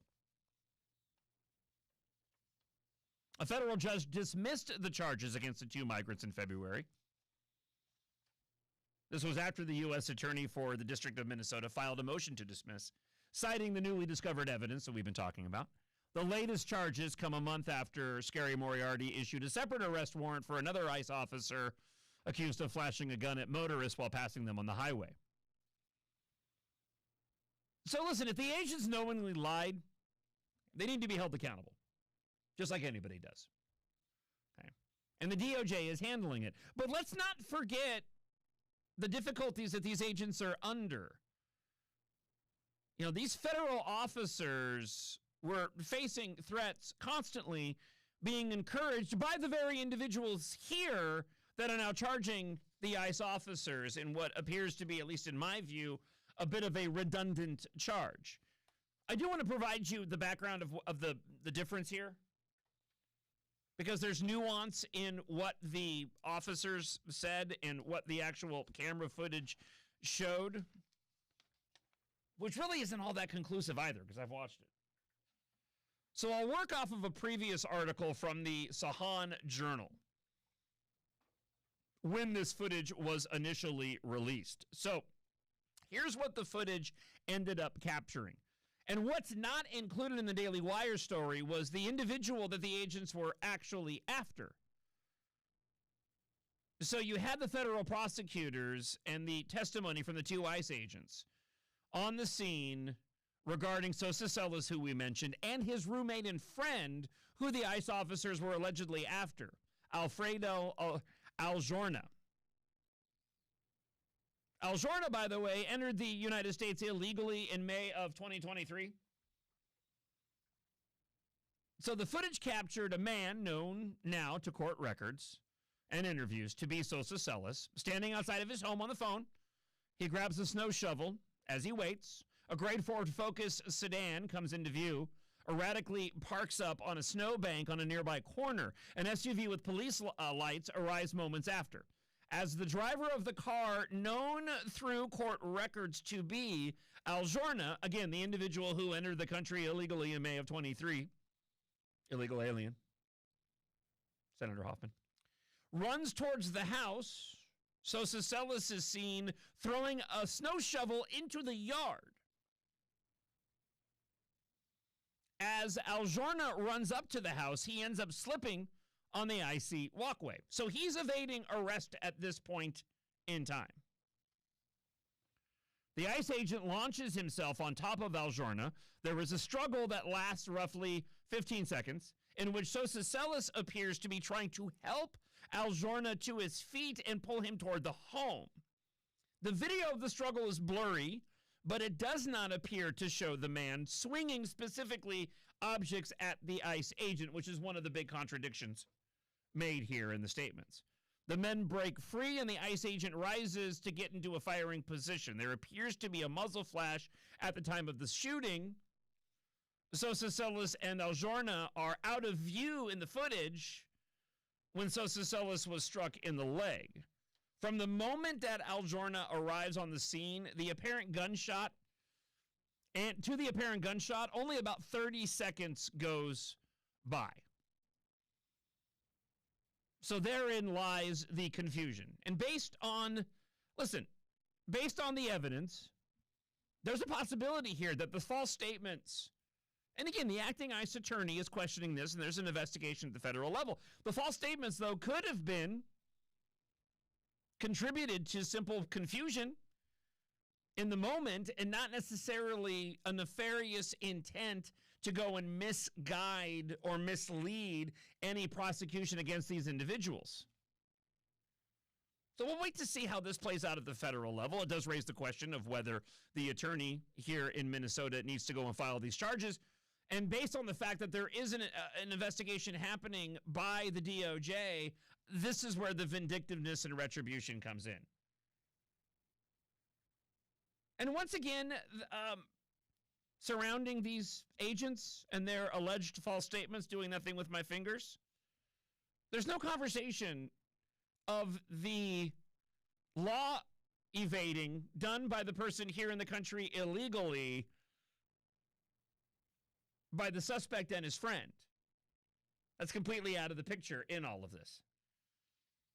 Again, as I said, if these individuals did go and lie to the courts, they need to be held accountable. That being said, based off of everything that I've seen, is kind of inconclusive at this point in time. Let's get to your thoughts from the iHeartRadio app. Yeah, the stupid part about the Scary Moriarty charges is, among many, is, okay, you got people literally assaulting federal agents with clubs and edged weapons, which is what that snow shovel is. They're trying to play it down, but yeah, they're getting assaulted with clubs and edged weapons, and they're just trying to enforce the law. She doesn't have a leg to stand on, as usual. And this is another circumstance wherein I'm fine having all the conversations, but let's have all the conversations. Because the left doesn't want to have all the conversations. They want to have one conversation and one conversation only, and typically that conversation is only a conversation that benefits them. They never want to look at the totality of any of it. And that rings true in one of the best examples as of late with everything that transpired regarding Operation Metro Surge. Wherein, if you want to have a conversation about the actions of ICE agents, specifically in this case, absolutely. People should follow the law. I want our federal law enforcement. I want our local state law enforcement. I want our military. I want everybody following the law. And if they don't, people should be held accountable. But at the same time, let's talk about the situation these agents were in. The opposition that they faced on the streets on a daily basis. But they won't have that conversation. They don't want to talk about any of that. And that's what keeps us as a society from getting to the place where we are now, where individuals feel justified in advocating for the murder of CEOs. We'll get back to this in just a second. Maybe even going out and committing mass shooting sprees before taking their own lives, like what we saw happened in San Diego at the mosque that we talked about at the start of this hour. One more item I want to share with you, and then I do want to go back to those two members of the press in New York City. I got a couple of great thoughts on that on the iHeartRadio app. You heard Democrats, leftists, Peggy Flanagan, I mean, they all did. Scary Moriarty, Thief Ellison, Dim Walls, Flanagan, they all made comments regarding about children being ripped from their families because of what's taking place with ICE going and arresting illegal aliens, as if we shouldn't be arresting those that had no respect for the sovereignty of this country because children are being stripped from their families. I have an article here from Study Finds. Nearly 1 in 8 American kids has a parent who's been criminally charged. You know what happens to those kids when that happens? They're ripped from their families. A study of more than 76 million children found that roughly 15% had a family member criminally charged in the past 5 years. And the rates nearly tripled 2000 to 2001, 2018 to 2019, even as the crime rates fell, pointing to the expansion of the criminal legal system as a key driver. Nearly 1 in 8 had a parent specifically charged, with the youngest kids most affected, likely because parents tend to be in their crime peak years when the children are born. Researchers say schools, clinics, pediatric practices likely serve far more affected children than they realize and call for better support and training to help families without stigma. And it's only getting worse right now. This viral video, we shared the audio a moment ago. It's a little hard to hear, so I'll just read the transcript for those that missed it. So Mayor Zohran Mamdani in New York had credentialed these 2 individuals as part of the press, and they were on camera talking with other media outlets endorsing the assassination of the United Healthcare CEO. Ashley Rojas and Lena Weisbrot are their names. Rojas says, "I'm saying blank, F word, Brian Thompson. I don't give a flying blank, he died." Weisbrot says his children are better off without him. They need to learn to not be like their dad and enjoy the blood money. I liked his murder. And I can relate to this. I've had foes of the show that have made similar comments about my children because of what I do. Rojas and Weisbrot accuse Brian Thompson of being guilty of mass social murder. This was recently referenced by Hassan Piker, but it goes back to the time of Karl Marx and a co-conspirator of his. And they compare the assassination of Thompson to the killing of Osama bin Laden and call it heroic violence. Andrew Clovet, who posted this originally online, wrote, "Assassination culture is rising on the left and is continuing to be mainstreamed and condoned by left-wing political figures like Zohran Mamdani. It's truly grotesque, evil, and disturbing." You know, people need to study history. This is not an epiphany that these people are accepting of this. All you have to do is these communists hiding behind socialism or Democrat socialism are showing you who they truly are. Communists resort to violence because ultimately that is what it takes for them to get everybody to come along with their ideology. Yep, and it's what makes individuals, and thank goodness he's no longer running for governor, but make no mistake, Amy Klobuchar is no better. She just keeps it quiet. We'll talk more about her coming up next hour. But this is what makes an individual and any future political prospects of Governor Dimwall's so dangerous, because he aligns with this ideology. He attempts to play it off in the public.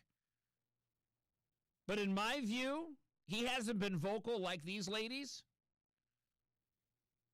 And I'll give credit where credit is due. Thank you for being honest. Thank you for putting your hatred and your open endorsing of murder on full display, because then we can start to have these real conversations.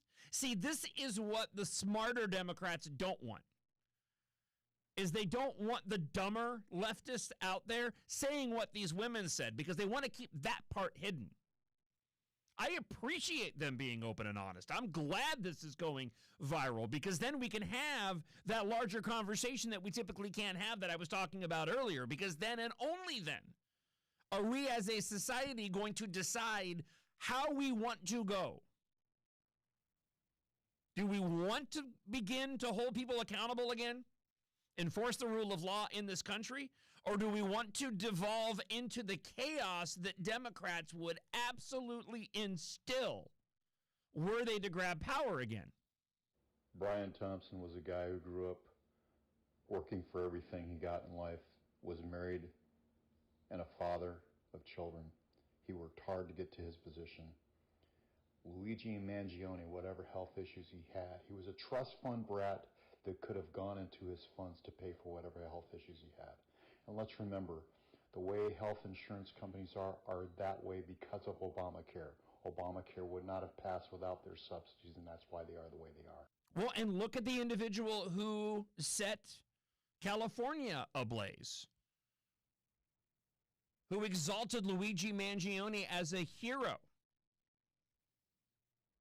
was motivated to go and do what he did in causing the millions upon millions of dollars in damage and death in California. Morning, guys. This is Steve. Watching our state over the past year, I've come to believe that liberalism is in fact a failed psychological development disorder.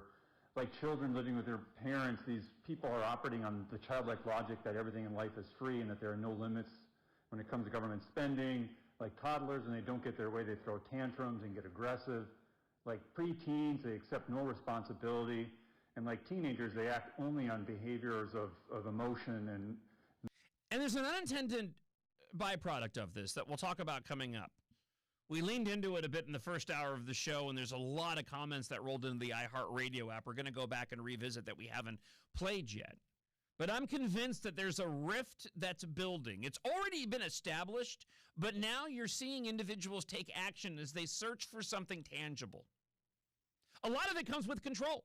I think a lot of individuals, their lack of faith in the government, their lack of faith in politicians and the news media, they want to be able to have something tangible that they can also have power themselves, even if it's something as trivial as, say, physical media. You're seeing a lot of younger individuals that are embracing this now, and you're seeing this bizarre, irrational pushback on that aspect of this byproduct that I believe that we're seeing right now of the growing divisions, largely off of the fact that people are living in their own fantasy worlds because they're spending the majority of their time online and not actually in the real world. And when they go and commit heinous acts, they're not held accountable for that. So they're not learning that the real world doesn't operate the same way that the world works online and what you see on the social media apps or what you watch or what your algorithm feeds you on X. We'll dive into more of this. We'll get to your thoughts from the iHeartRadio app. We will visit the latest of the Minnesota fraud tales. I've got a couple of new fraud stories to share with you as well. It's all coming up in Hour 3 here on Twin Cities News Talk, AM 1130 and 103.5 FM. John Justice, mornings on Minnesota's Morning Home for the Truth. AM 1130, FM 103.5, and on iHeartRadio. From the Choice Bank Traffic Center. Good morning. We have an accident, Highway 100, southbound on the exit ramp to 394. Highway 36 is slow westbound from 35E to 35W. Highway 610 is slow westbound from University to 252. Highway 36 jammed westbound from Manning to Lake Elmo. I'm Maria Arnold, and that's your latest Total Traffic. This report is sponsored by Luther Brookdale Mazda. Up to $3,000 Luther bonus cash or 0% APR up to 72 months on qualifying new Mazdas. Luther Brookdale Mazda. Huge savings from the #1 volume Mazda dealer in the Midwest, 7 years running. Luther Brookdale Mazda. See dealer for details. The only thing we overlook is $694. At Uline, they know firsthand the road to success is an uphill climb. Uline started in the family basement, and through hard work is now North America's most trusted shipping and industrial supplier. They get what it means to have the support of reliable, hard-working partners. So they keep 41,000 items ready to ship. Whether your company is still in a basement office or expanding cross-country, Uline will be there on your road to success. Visit uline.com. Imagine saving up to $2,000 a year just by skipping the gas pump. If you drive an EV, you don't have to imagine this. You never have to buy gas again. Plus, EVs have fewer parts, fewer repairs, and you can save time and money. The way forward is electric. Check out electricforall.org, powered by Veloz. What's the most popular door in Minnesota? It's the patio door. Call Window World to get a no-pressure quote on a beautiful new patio door at a great price. Window World, simply the best for less. Retirement isn't something you figure out all at once. It's built over time through thoughtful planning and informed decisions along the way. At Sandvold Financial Group, we help you bring all the pieces together for your investments, your income strategy, and your goals, and it comes into a clear, cohesive plan. Because when everything is working in sync, your future becomes a lot easier to see. And with the right guidance, you can move forward knowing each step has purpose behind it. To start building that clarity, give us a call at 952-544-2837 or learn more online at sandvoldfinancialgroup.com. It's sandvoldfinancialgroup.com. Securities and investment advisory services offered through Osaic Wealth Inc., member FINRA SIPC. Sandvold Financial Group is in Minnetonka, 952-544-2837, which is separate from Osaic Wealth. They may take our furniture, but we'll give them freedom. Watching too many movies again? Not at all. During Barufka's Memorial Day event through June 8th, folks have the freedom to select our Craftsman Direct furniture with a furniture protection plan and get free metro delivery. Fabulous furniture for the bedroom and more. 95.67% is made in the USA with free, no interest, no down payment financing for 12, 18, even 24 months. That's freedom to enjoy now and pay later. And up to $200 in trade-in cash on your old stuff. So what you're really saying is that they will take our furniture and we will take theirs. It takes a brave heart to give folks all this freedom. Now, can you help me get this blue paint off my face? Oh, Jim. Barufka's, no gimmicks, haggling, or hard-to-understand pricing. In Minnetonka, Woodbury, and Burnsville. Decidedly different. Struggling with mortgage payments? Facing foreclosure? Selling your home shouldn't add to your stress. Homestead Road buys homes in any condition. You make no repairs, have no showings, and pay no realtor fees. You'll get a no-obligation offer and can close quickly. Sell your home the easy way and get the fresh start you deserve. For a personalized consultation, call Homestead Road at 612-662-1717 and feel the joy of selling stress-free. This report is sponsored by Silvertree Plumbing, Heating, and Cooling. Don't be a one-quote wonder. Get a quote from Silvertree Plumbing and Heating. Locally owned Bryant dealer, Silvertree does whatever it takes for expert repair and replacement. Your home and wallet will thank you. That's the Silvertree guarantee. Book now at silvertreeph.com. Broadcasting on AM 1130, 103.5 FM, 100.3 HD2, and worldwide on iHeartRadio. This is the Twin Cities news talk station, KTLK AM, Minneapolis.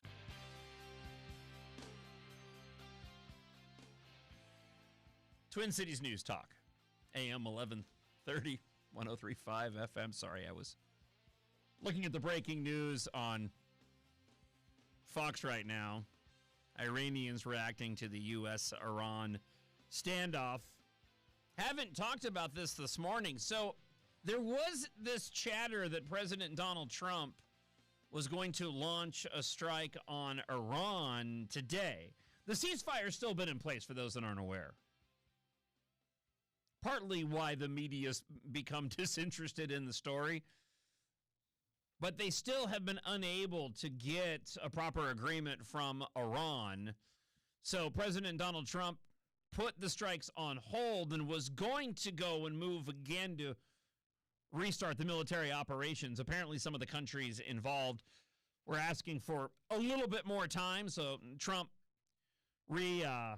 did a recalculation and basically said, so listen, I'm not going to start a new military operation or resume military operations tomorrow, but our military is at the ready amid the ongoing talks to go in whenever we need them to. He's obviously growing impatient. So,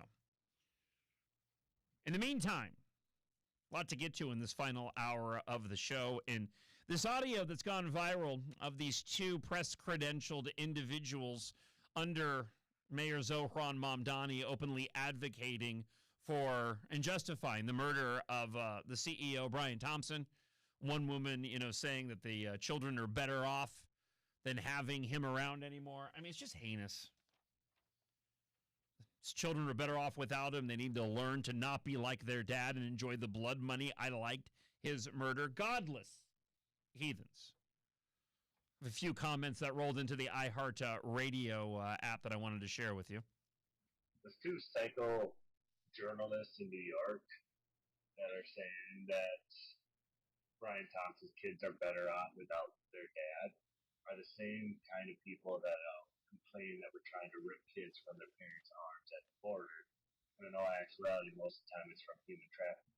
Yeah, and this goes back to what I mentioned before about the study being done, and a point that I've made several times on the show. You know, Democrats only care about the issues when they can go and exploit it for their own political advantage. The argument of children being ripped from their families, it's a non-starter for me. If a parent went and broke the law, it's going to happen. It's the process. What, are the children supposed to go into jail with the parent? Hey, John, blue-collar guy. I just personal interaction with Brian Thompson on a weekly basis. Every week, come up and ask me, how's everything going? Thank you for the work that you do to support me and my business. You're doing a great job. Consistently, every week he did that. He was one of the nicest, most genuine guys I've ever met. Super cool dude. Just want to set the record straight on that guy. Yeah. I don't doubt it for a second. These godless individuals, they don't know what they're talking about. They don't have any respect for life anymore. There's no accountability. This is what happens with a lot of people, not all people, but with a lot of people, wherein your morality is guided by just you. You can justify whatever you want. And when you've been fed propaganda from the left over and over and over again, those feelings and emotions end up bringing about that type of the lack of morality, no longer respecting human life. But it goes deeper than that. There's historical significance to all of this. Hi, it's Mark from New Brighton. As usual, they don't know their history. This is straight out of the French Revolution. Basically, they thought they could kill all their enemies. They wielded the guillotine. They did all sorts of things. And ultimately, the guillotine was turned upon them. And then you had a dictator named Napoleon who took over. They don't seem to understand what kind of games they're playing here. Thank you. I don't think my grandfather, who escaped the Bolshevik Revolution in Russia, ever thought that his grandchildren or great-grandchildren would ever have to deal with these same Bolsheviks. This is why we need some sort of electoral college type setup for our voting systems. Because as long as it only takes 4 counties to elect a governor, it's going to be real hard for a Republican to win. John, a lot of it comes from social media or indoctrination in the schools. We're not teaching them to read. We're not teaching them to do math. We're indoctrinating them to be activists. And part of that is they have no economic sense. They feel if the country needs more money, we just print it. There's nothing behind it. We just get out the printing press and start printing out more dollars. That's the extent of their economic knowledge. And there's this interesting phenomenon that I've been alluding to throughout the show this morning, and that is this growing rift that I'm seeing that's already there, mostly along party lines, but I don't think it's exclusive to party lines. But conventional wisdom used to be that when a kid was growing up in school and even going to the university, usually the indoctrination was coming at the university college level, less so within the public education grade school system. That's all changed now. Democrats have done a fantastic job of instilling that Marxist critical race theory, down into preschool, for crying out loud. But before, you had the children growing up, they get a level of indoctrination, not near as bad as it is now, but then they get out into the real world and suddenly they realize, especially when they end up getting their first, paycheck, they begin to wake up of the government taking their money, taxes, things of these issues, and individuals that typically would have been liberals or Democrats, a lot of them end up becoming conservatives once they face the real world. That's changed quite a bit because the indoctrination has taken place much earlier and has really cemented these horrible ideas and beliefs at a much earlier age, and it's a lot harder for those young people to go and relinquish them. And then with the rise of the internet and social media, smartphones, you have a whole other dynamic in play. And now you have a very similar circumstance of kids leaving the indoctrination of the school system and entering into the real world. Something very similar is happening when it comes to younger generations who have lived their entire life online right now. But they're also growing up, starting families and living in the real world and beginning to understand that, oh my gosh, the real world's different. So much of what I've been spending my time doing isn't tangible. Even in the way that I've been entertained, I want something physical, something real that I can hold on to. This is where the second time the Matrix analogy is going to come in. That movie and that series of films, I know a lot of people don't like the second two that much. We celebrate the trilogy in our household. But for those that have seen the film, and if you haven't, sorry, but when it comes to the second one, Matrix Reloaded, there's a moment when Neo ends up with the architect of the Matrix. And Neo discovers that he's not the first individual, not the first one. That this was all by design. And the reason being is that when artificial intelligence took over humanity, and they essentially ended up plugging everybody in because they took over and everybody became batteries. Side note, not going to get into that now. But everybody's locked into the Matrix. They tried to create this perfect society. But what happened was too many individuals inside of the Matrix, locked in this virtual reality, rejected it. So they had to actually bring into the Matrix imperfections. Sin, for lack of a better way to describe it. It's what it is. They had created the perfect system, but humans, they rejected it because humans aren't perfect. And even with that, there were a host of individuals who still wanted to go and break free because they didn't buy in to the fake reality of which they were attached to. And from that came the one individual that would lead those people who got loose from the Matrix. I mean, this is where the whole idea of the red pill, blue pill, this has been used within conservative commentary ever since that first movie was released. But I honestly feel like that's where we're landing now, because there is a number of younger individuals, younger generations, who've grown up on the internet that are rejecting this false reality that they've been living with via the internet, via streaming, via social media, their smartphones. And they want something tangible and real that they can go and hold on to. And what's interesting about all of this is that suddenly now there's pushback on this. Individuals that don't want to see this happen, they reject the idea, for as silly as it sounds, of a blockbuster video coming back into place. They push back on the idea that we can bring back a physical pizza place that I grew up in, that I loved. There's a nostalgia factor attached to it. Let me share with you the audio from this other video that's gone viral of a couple to explain what I'm talking about. And then I want to get into some of your talkbacks. Because the Venn diagram of all the issues we're talking about is centered around this very topic.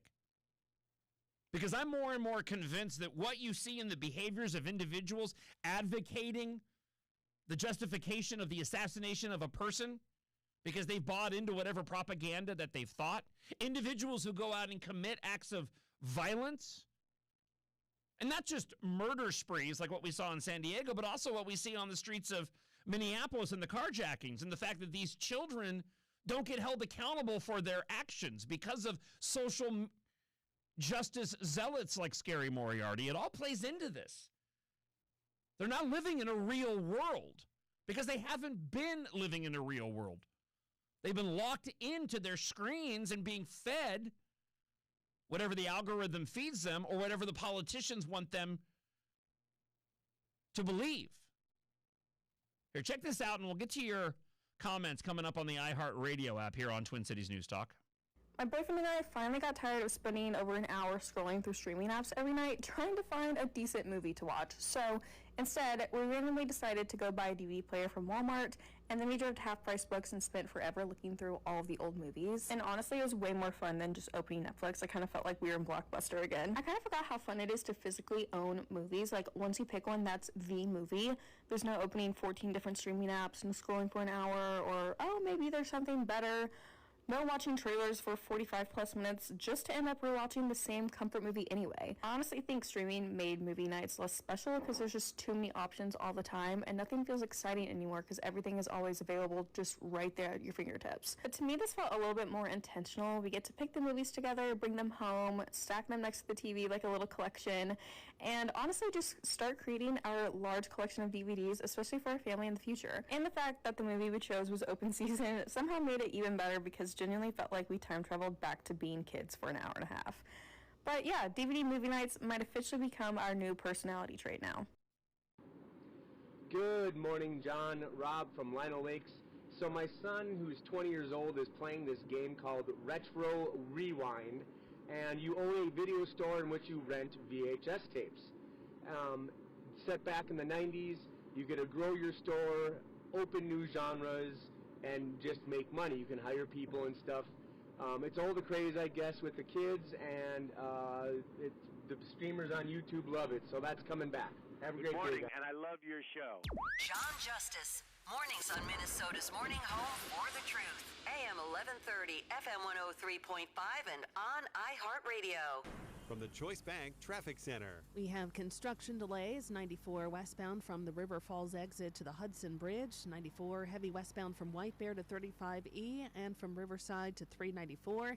94 eastbound jammed from Brockton Lane to Maple Grove Parkway, and eastbound from Broadway to Hennepin-Lyndale.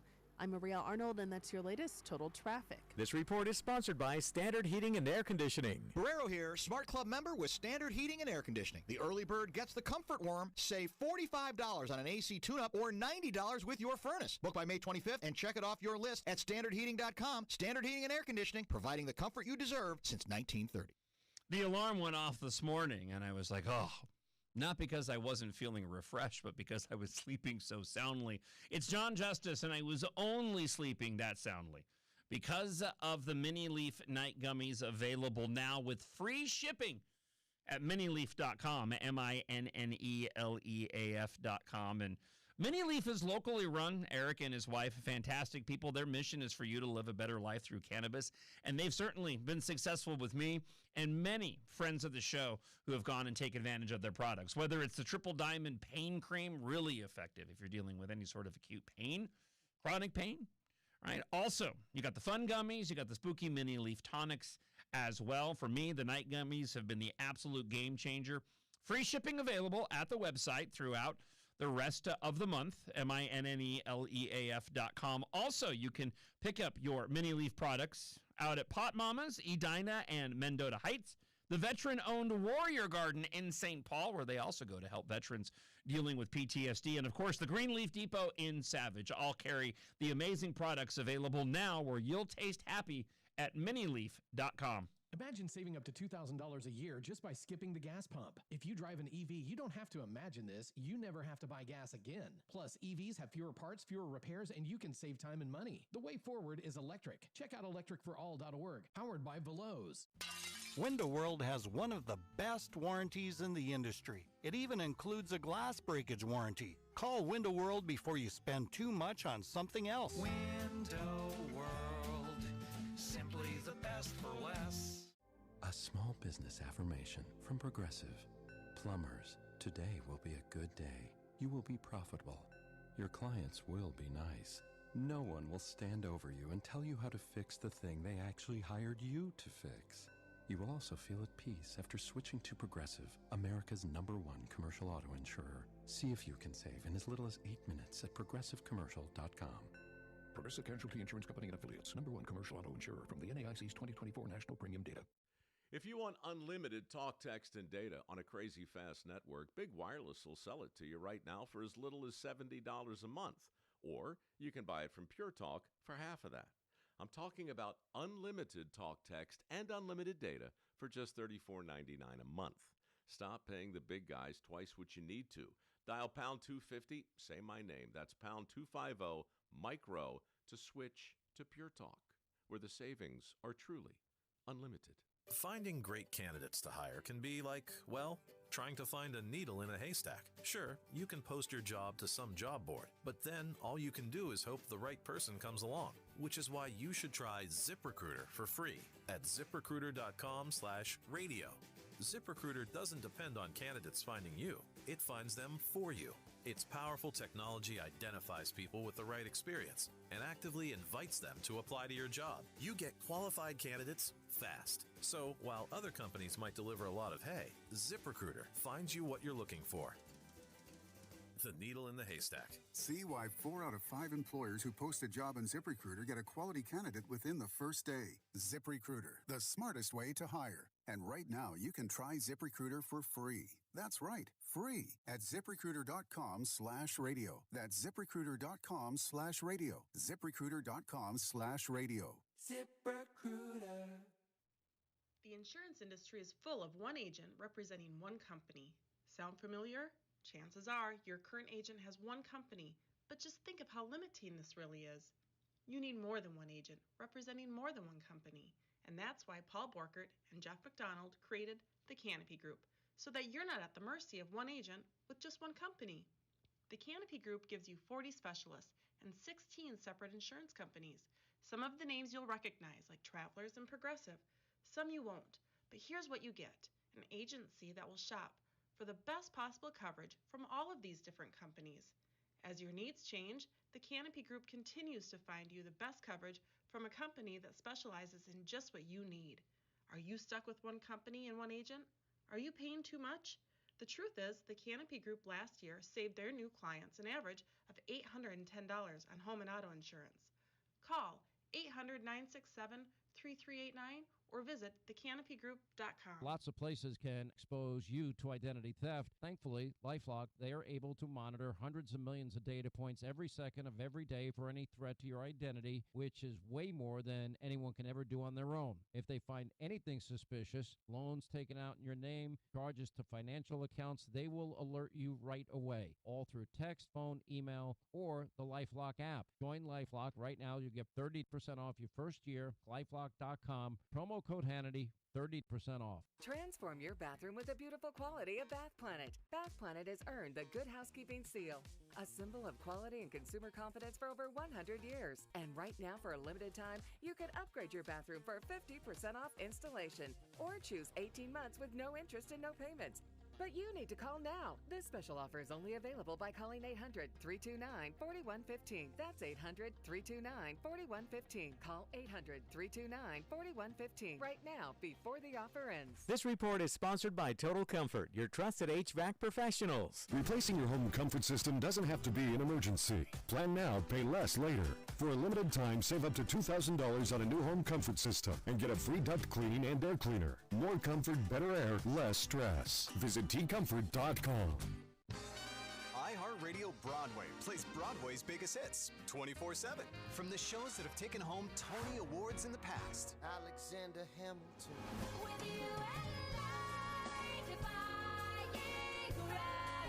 To the new shows hoping to win their own on June 6th. Get your musical fix now. All Broadway, all the time. Search iHeartRadio Broadway on the free iHeartRadio app. iHeartRadio. Sandvold Financial Group, bettering lives through holistic financial advice. Have you heard the news? The search of the backpack. Evidence in the Mangione trial. Improper warrantless search. Trump, the clock is ticking. They're going to be decimated. Trump is suing the IRS. Not anymore. It's a big day. Broadcasting on AM 1130, 103.5 FM, 100.3 HD2, and worldwide on iHeartRadio. This is the Twin Cities news talk station, KTLK AM, Minneapolis. 2026 is setting up to be an interesting year in Minnesota politics. John Justice has it covered every morning on Twin Cities News Talk.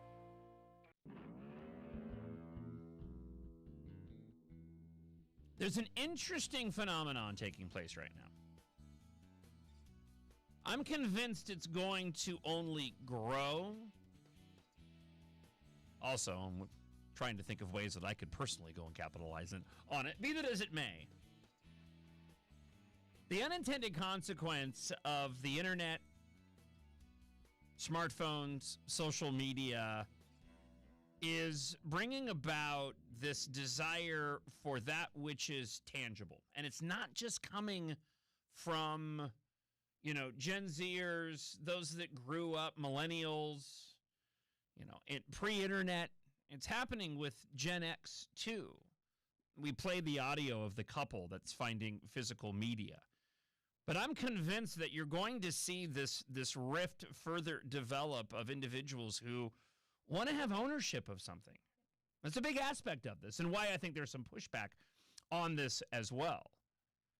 Because a lot of people are realizing the things that they use for entertainment in life, that they get their dopamine hits off of, they don't have ownership of it. There's another viral video going around. I didn't grab it. But it's this girl just going off. She has her phone trained on the TV, and she's showing how she's purchased a bundle of all of the Hunger Games films. And then she wants to go watch her favorite one, which is Catching Fire in her view. I'm not going to have that argument, just saying that's her favorite. She's like, I'm going to watch Hunger Games. The best one is Catching Fire. I bought the bundle, and it's no longer available. What people don't realize is that when you purchase these movies online, all you're doing is buying the license. They get pitched off to other services constantly. There's no ownership there. And I think the younger generation is starting to realize this, and they're embracing that which I grew up on, tangible media. We've already seen a comeback in vinyl. Cassette tapes have been out there a little bit. That's more still of an underground trend that's going on. But now, with the resurgence of vinyl, I believe you're seeing something very, very similar relating to just physical media in general. We had a talk back a moment ago. I haven't played it personally. I'm glad he actually brought it back up again because I want to check it out. But it's a video game wherein I guess you can act like you run a video store and you can sort of grab into those nostalgia vibes like when we used to go to Blockbuster. It just...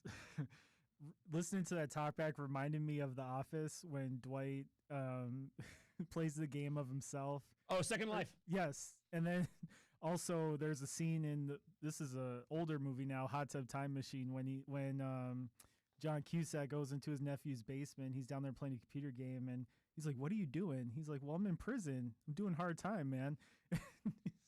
100%. That's right. This is what that reminds me of. I don't know. Well, but it's a really, I'm glad you brought it up because I love that movie, by the way. Hot Tub Time Machine is one of my favorite comedies. I'm not recommending that one to anybody, by the way. I don't typically recommend movies unless I know it can be seen by everybody. I'm not recommending that one, even though it's one of my favorite comedies. But often what you end up seeing is this parody that becomes a reality, pop culture being downstream of politics. And there's a through line to politics in all of this as well. Amy Klobuchar is running a basement campaign in her bid to be governor because she's not a good candidate. We'll get into more of this coming up in just a moment. Republicans need to work on getting her out in public more often because the more that she's seen, the more she's on camera, the more she's talking, the less chance that she has, in my opinion, to actually win later on this year. Another aspect of how this whole thing started was there was a post about how there is an individual who's bringing back a Pizza Hut with all of the same Pizza Hut items that I grew up with going to. And somebody had posted along with that saying, hey, we need to do the same thing with Blockbuster Video. And there's been this bizarre pushback from people about how we didn't really enjoy going to Blockbuster, and it's not a real thing. It's been really odd to see. But I'm convinced it's drawn straight down party lines. I'm going to venture a guess that a majority of the individuals pushing back on seeing a resurgence of physical media or actual physical stores, not everybody, but a large majority of them are individuals that probably align with the left. Because they don't want you to have ownership of things.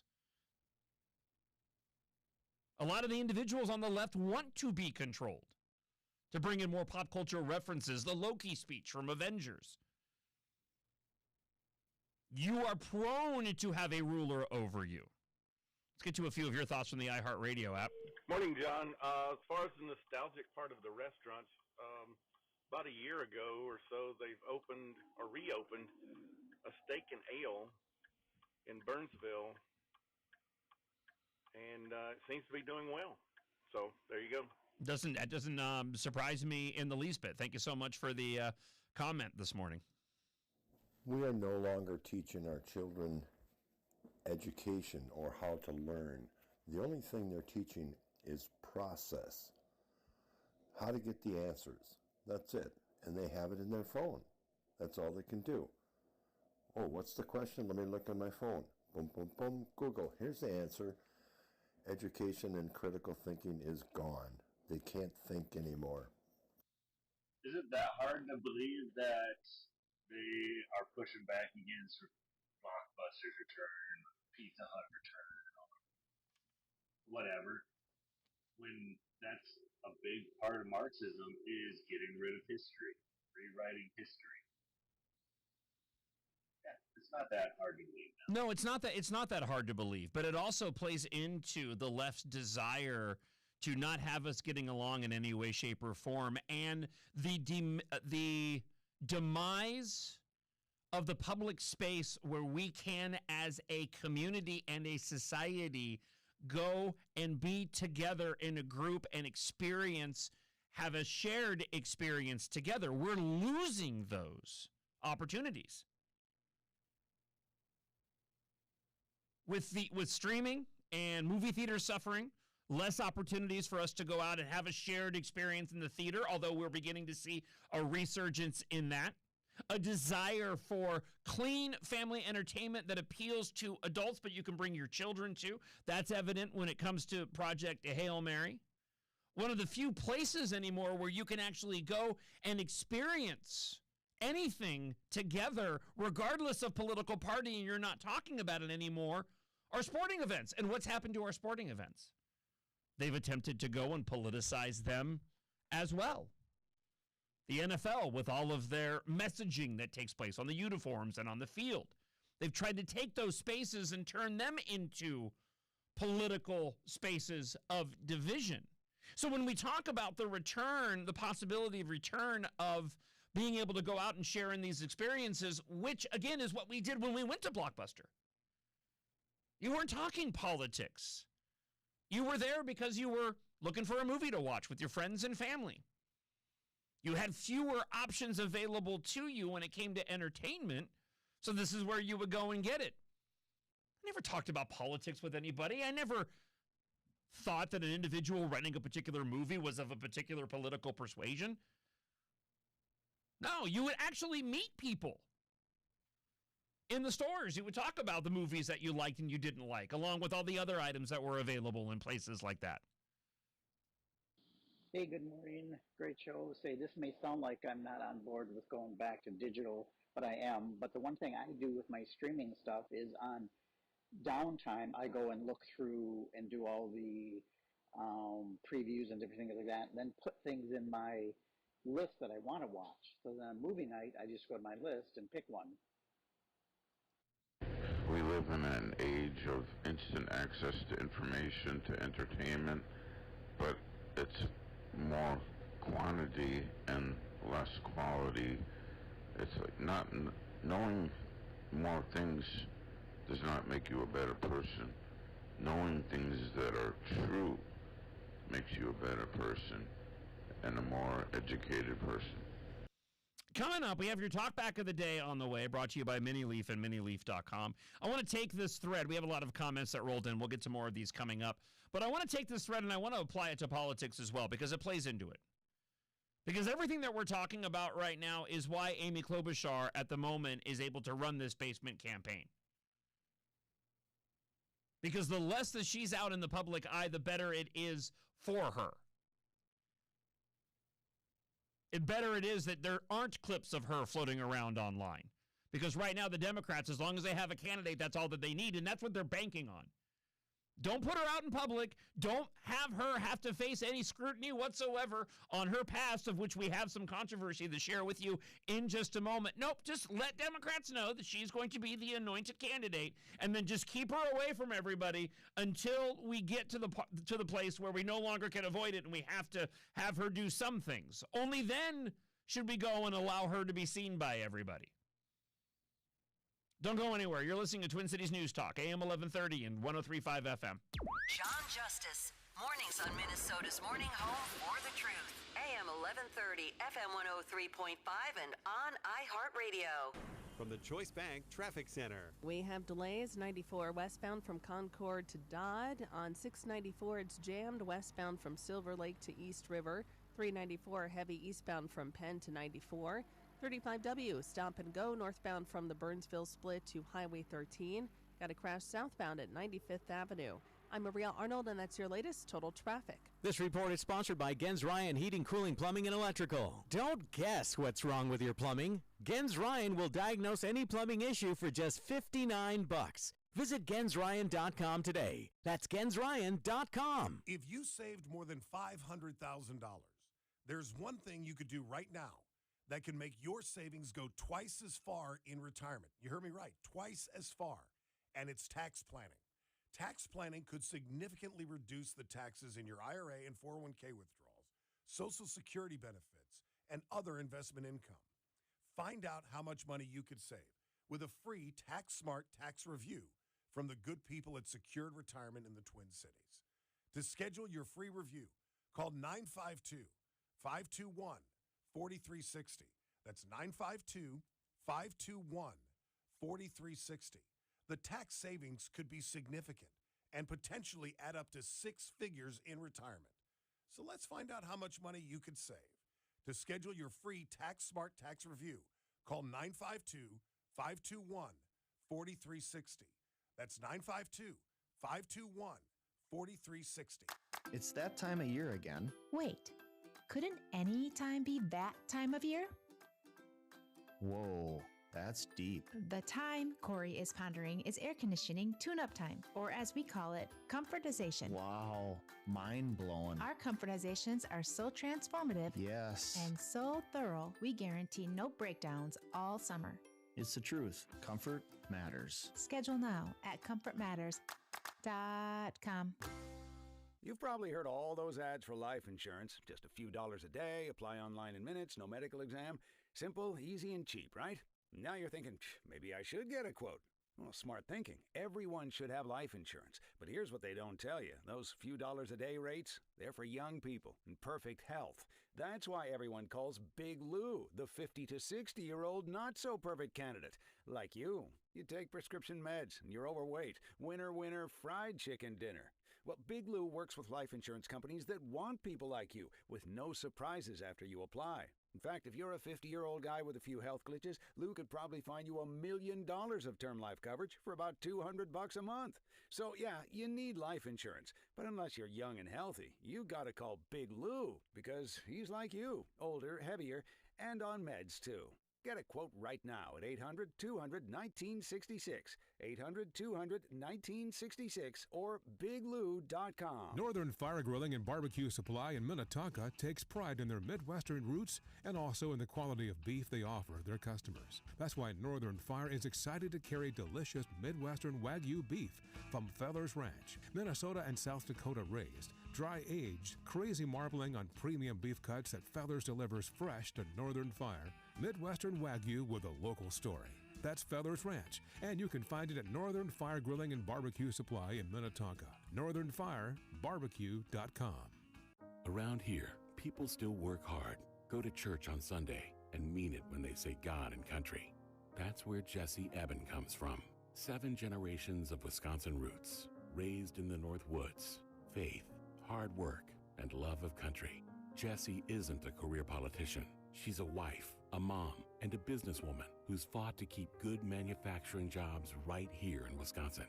A Christian conservative who knocked thousands of doors for President Trump, Jessie believes in America first, not as a slogan, but as a way of life. Fiercely pro-life, 100% pro-gun, deport all illegals, no tax hikes, period. Like you, Jessie Eben is sick of the swamp BS. She'll fight to ban politicians from trading stocks and becoming lobbyists. Authentic, one of us. Conservative Republican Jessie Eben for Congress. Northwoods PAC paid for and is responsible for the content of this advertising. Not authorized by any candidate or candidates committee. NorthwoodsAction.com. An official message from Medicare. I turned 65 this year. I knew it was time to figure out Medicare, and I had questions, like when to enroll and how to enroll. So I went straight to the official source, Medicare.gov, to get the facts about Medicare. I found answers to all my questions, and I'm ready to get started. And so can you. Just go to Medicare.gov to get the real facts about Medicare. Paid for by the U.S. Department of Health and Human Services. Sandvold Financial Group, bettering lives through holistic financial advice. Sean Hannity, weekdays from 2 to 5. Hello. On Twin Cities News Talk AM 1130 and 103.5 FM. And on iHeartRadio with your smart speaker.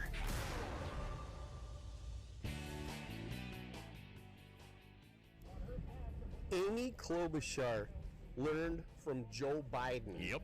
When Joe Biden was in the basement and made no appearances, he ended up elected as president. Stay in the basement, Amy. No, really, stay in the basement. They want her in the basement for as long as possible. And one of the big reasons is exactly what I've been talking about on the show.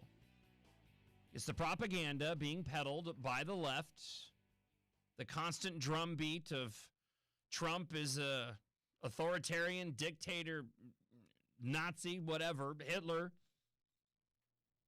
Those who are part of MAGA are Nazis for supporting him. They're evil.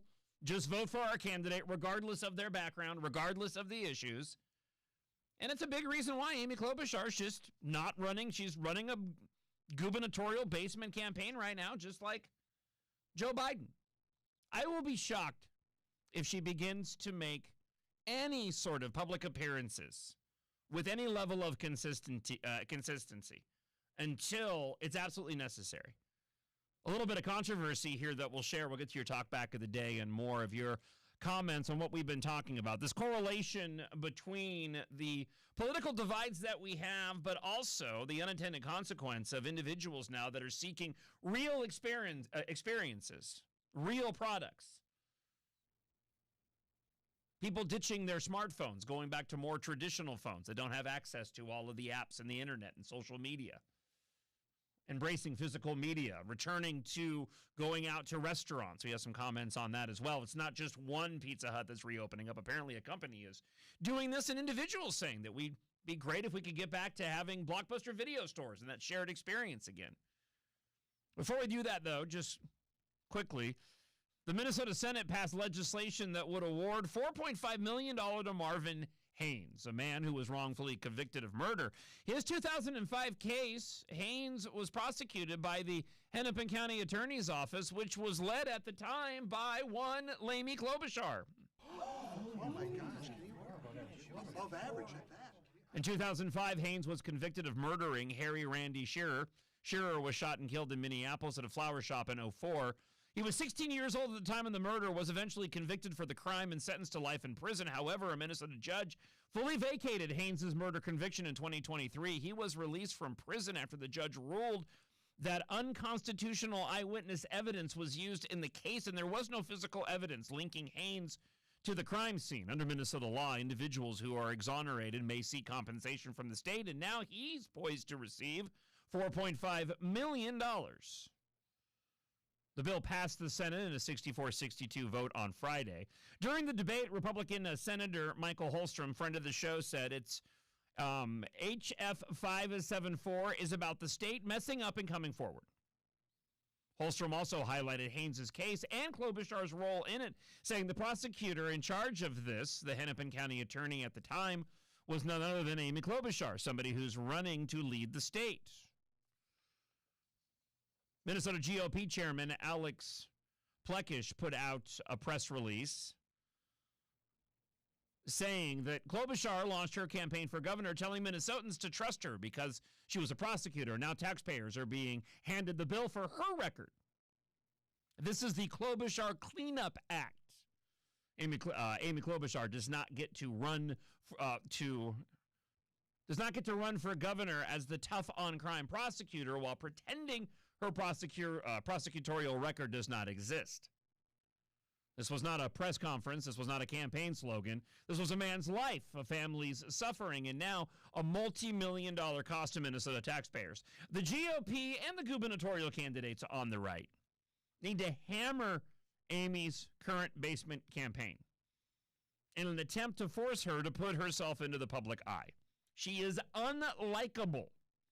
And the more that Minnesotans can see her, the better it is for whomever the GOP gubernatorial candidate might be. All right, with that, let's get to your talk back of the day. A foe of the show gets it this morning. I know, right? Oh my gosh, above average at that.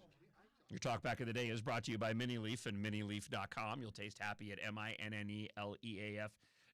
Maybe if you were enjoying some fun gummies from Minileaf, you'll be able to handle this comment from foe of the show, Eric in Brainerd. But this morning, I am going to bestow the title of talk back of the day to the voice disguised pickleball coach. Hey, Morton, this is Eric from Brainerd. Just wanted to push back a little bit. We do have shared cultural experiences that everyone gets to experience.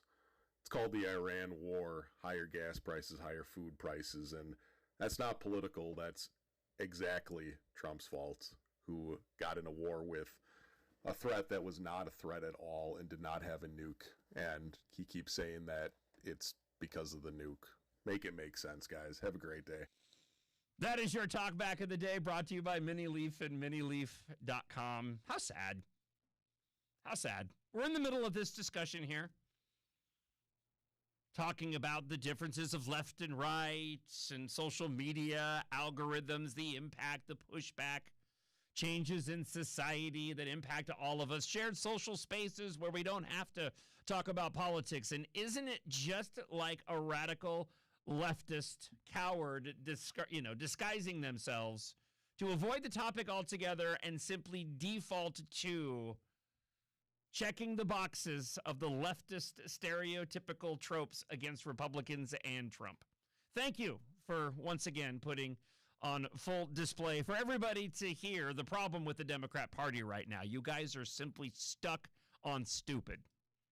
Another aspect of all this physical media talk is that the streamers can just take stuff offline so that you can't find it anywhere. HBO did this with Westworld. Disney Plus has done this. So having a physical copy means, you'll never lose it. And the streamers can never take it away from you.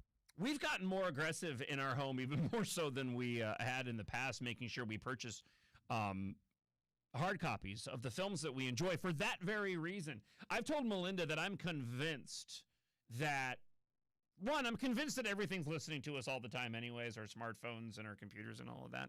But I'm convinced that the streamers are as well. And if we mention a movie that is offered by a particular streaming platform, that it is removed specifically for me and put on a different platform the moment that I want to go watch it.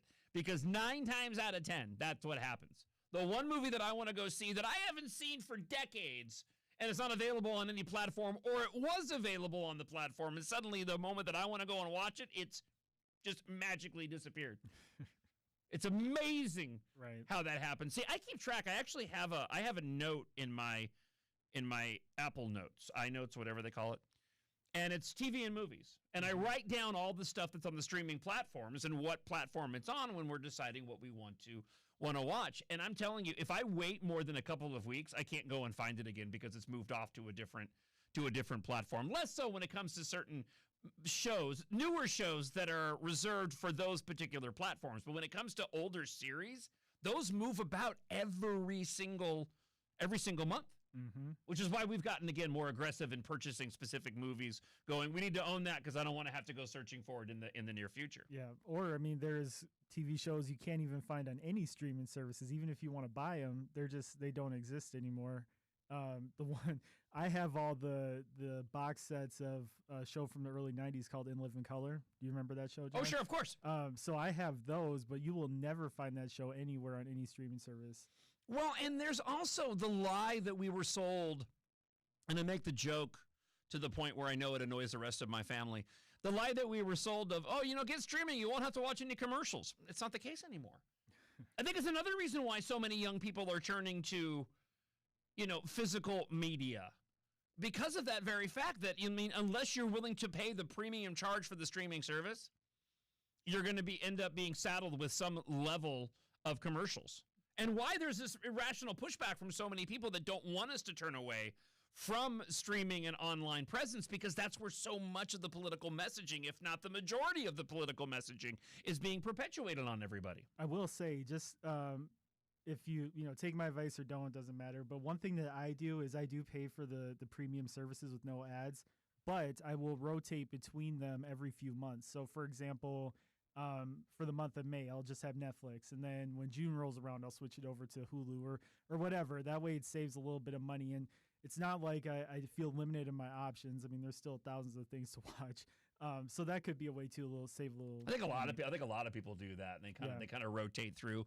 A lot of those streaming services do allow you the opportunity to do that. But that being said, what a pain in the rear. It is, but I don't know. It's a few minutes of going in and either pausing or canceling the service, and then just have to restart it again. But do the premiums, no commercials, save some money. I don't know, all that stuff. No, it's definitely a good thing going back to actually owning stuff.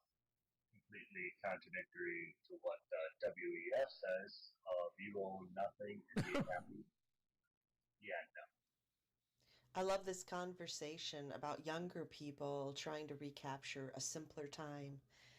If you're interested, you should start to read a little bit about analog business and how a lot of companies are looking for ways to take advantage of this trend being found in the Gen Alpha age group. It's pretty fascinating. John, I think we're missing the big picture. It's nostalgia to, go pick out your own movie at a Blockbuster or, get off of streaming and go get Blu-rays and watch DVDs, but movies were just better back then. Movies just seem so dumbed down and just ridiculous now. I think we just miss better movies. There's a part where I agree with you and a part where I don't. And this is going to open up another can of worms that I do not have time to get into on the show this morning. I don't believe that the movies now are so much worse than they were before. I just think that we've been conditioned to say that they're worse than they were before. There's a lot of garbage out there, and there's no doubt that woke ideologies has gotten into the movie-making process and really ruined a lot of movies. I mean, look at the Marvel Cinematic Universe, and you could certainly make an argument there. So there's variations on this. This is a broader overview, not relative to all the movies. Are there more movies that are worse today that have bigger budgets? Probably, but we've also been conditioned to hate things. If the original trilogy were released today, under the current fandom, it would get just as much heat as the sequel trilogy did. Most controversial statement I'll make this morning. The sequel trilogy is just as good as the original trilogy and probably better than the prequels. You've just been conditioned to hate them. The box office did just fine, and there was diminishing returns on the first 3 Star Wars films. You remove the internet and social media from telling everybody to go and hate this thing, it's a completely different ballgame. We are making better movies, though. Hey, John, great show as always. Or good movies It's still. funny that you bring this up because I was just telling my wife I wish there was video stores as we rented the digital of Project Hail Mary, and it'd be great if we had video stores again. I have a problem returning them, but I don't have a problem going there and getting them. Hey, John, this isn't just one person that started a new Pizza Hut. This company called Dalland, and their president, Tim Sparks, opened up 38 classic Pizza Hut locations, and they own and operate a total of 93 Pizza Huts.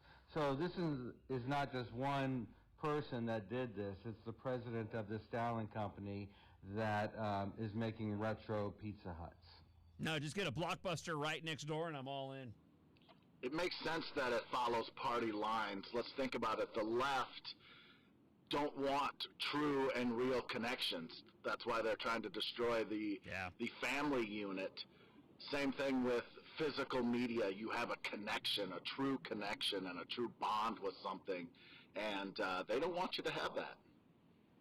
So you're saying the Democrats would have the COVID-era restrictions in place at all times in every space.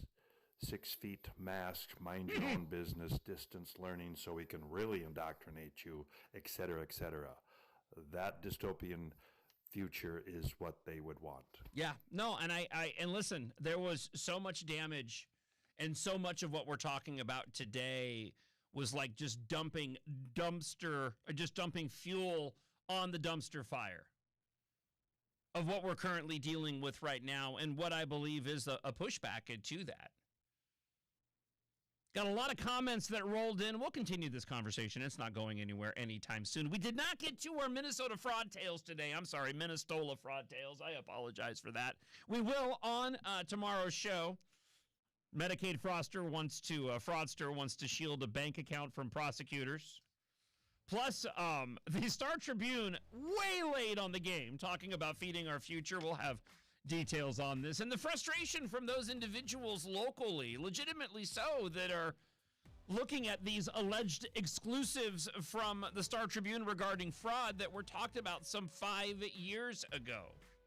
Thank you so much for hanging out on the show this morning. You can always drop me an email overnight, justice@iheartradio.com, or leave a talk back. I hope you have yourself a fantastic rest of your day. We are back at it tomorrow, just after 6 o'clock. If you missed any portion of today's show, be sure to check out the podcast available up on the iHeartRadio app. Sam will have that up there shortly. Thank you so much today, Sam. We'll see you again on Friday for a Freedom Friday. Look forward to it. Thanks, John. Everybody enjoy the rest of your day. We'll talk to you guys tomorrow. Have a great one. Bye. Thanks, everybody. You guys are the best.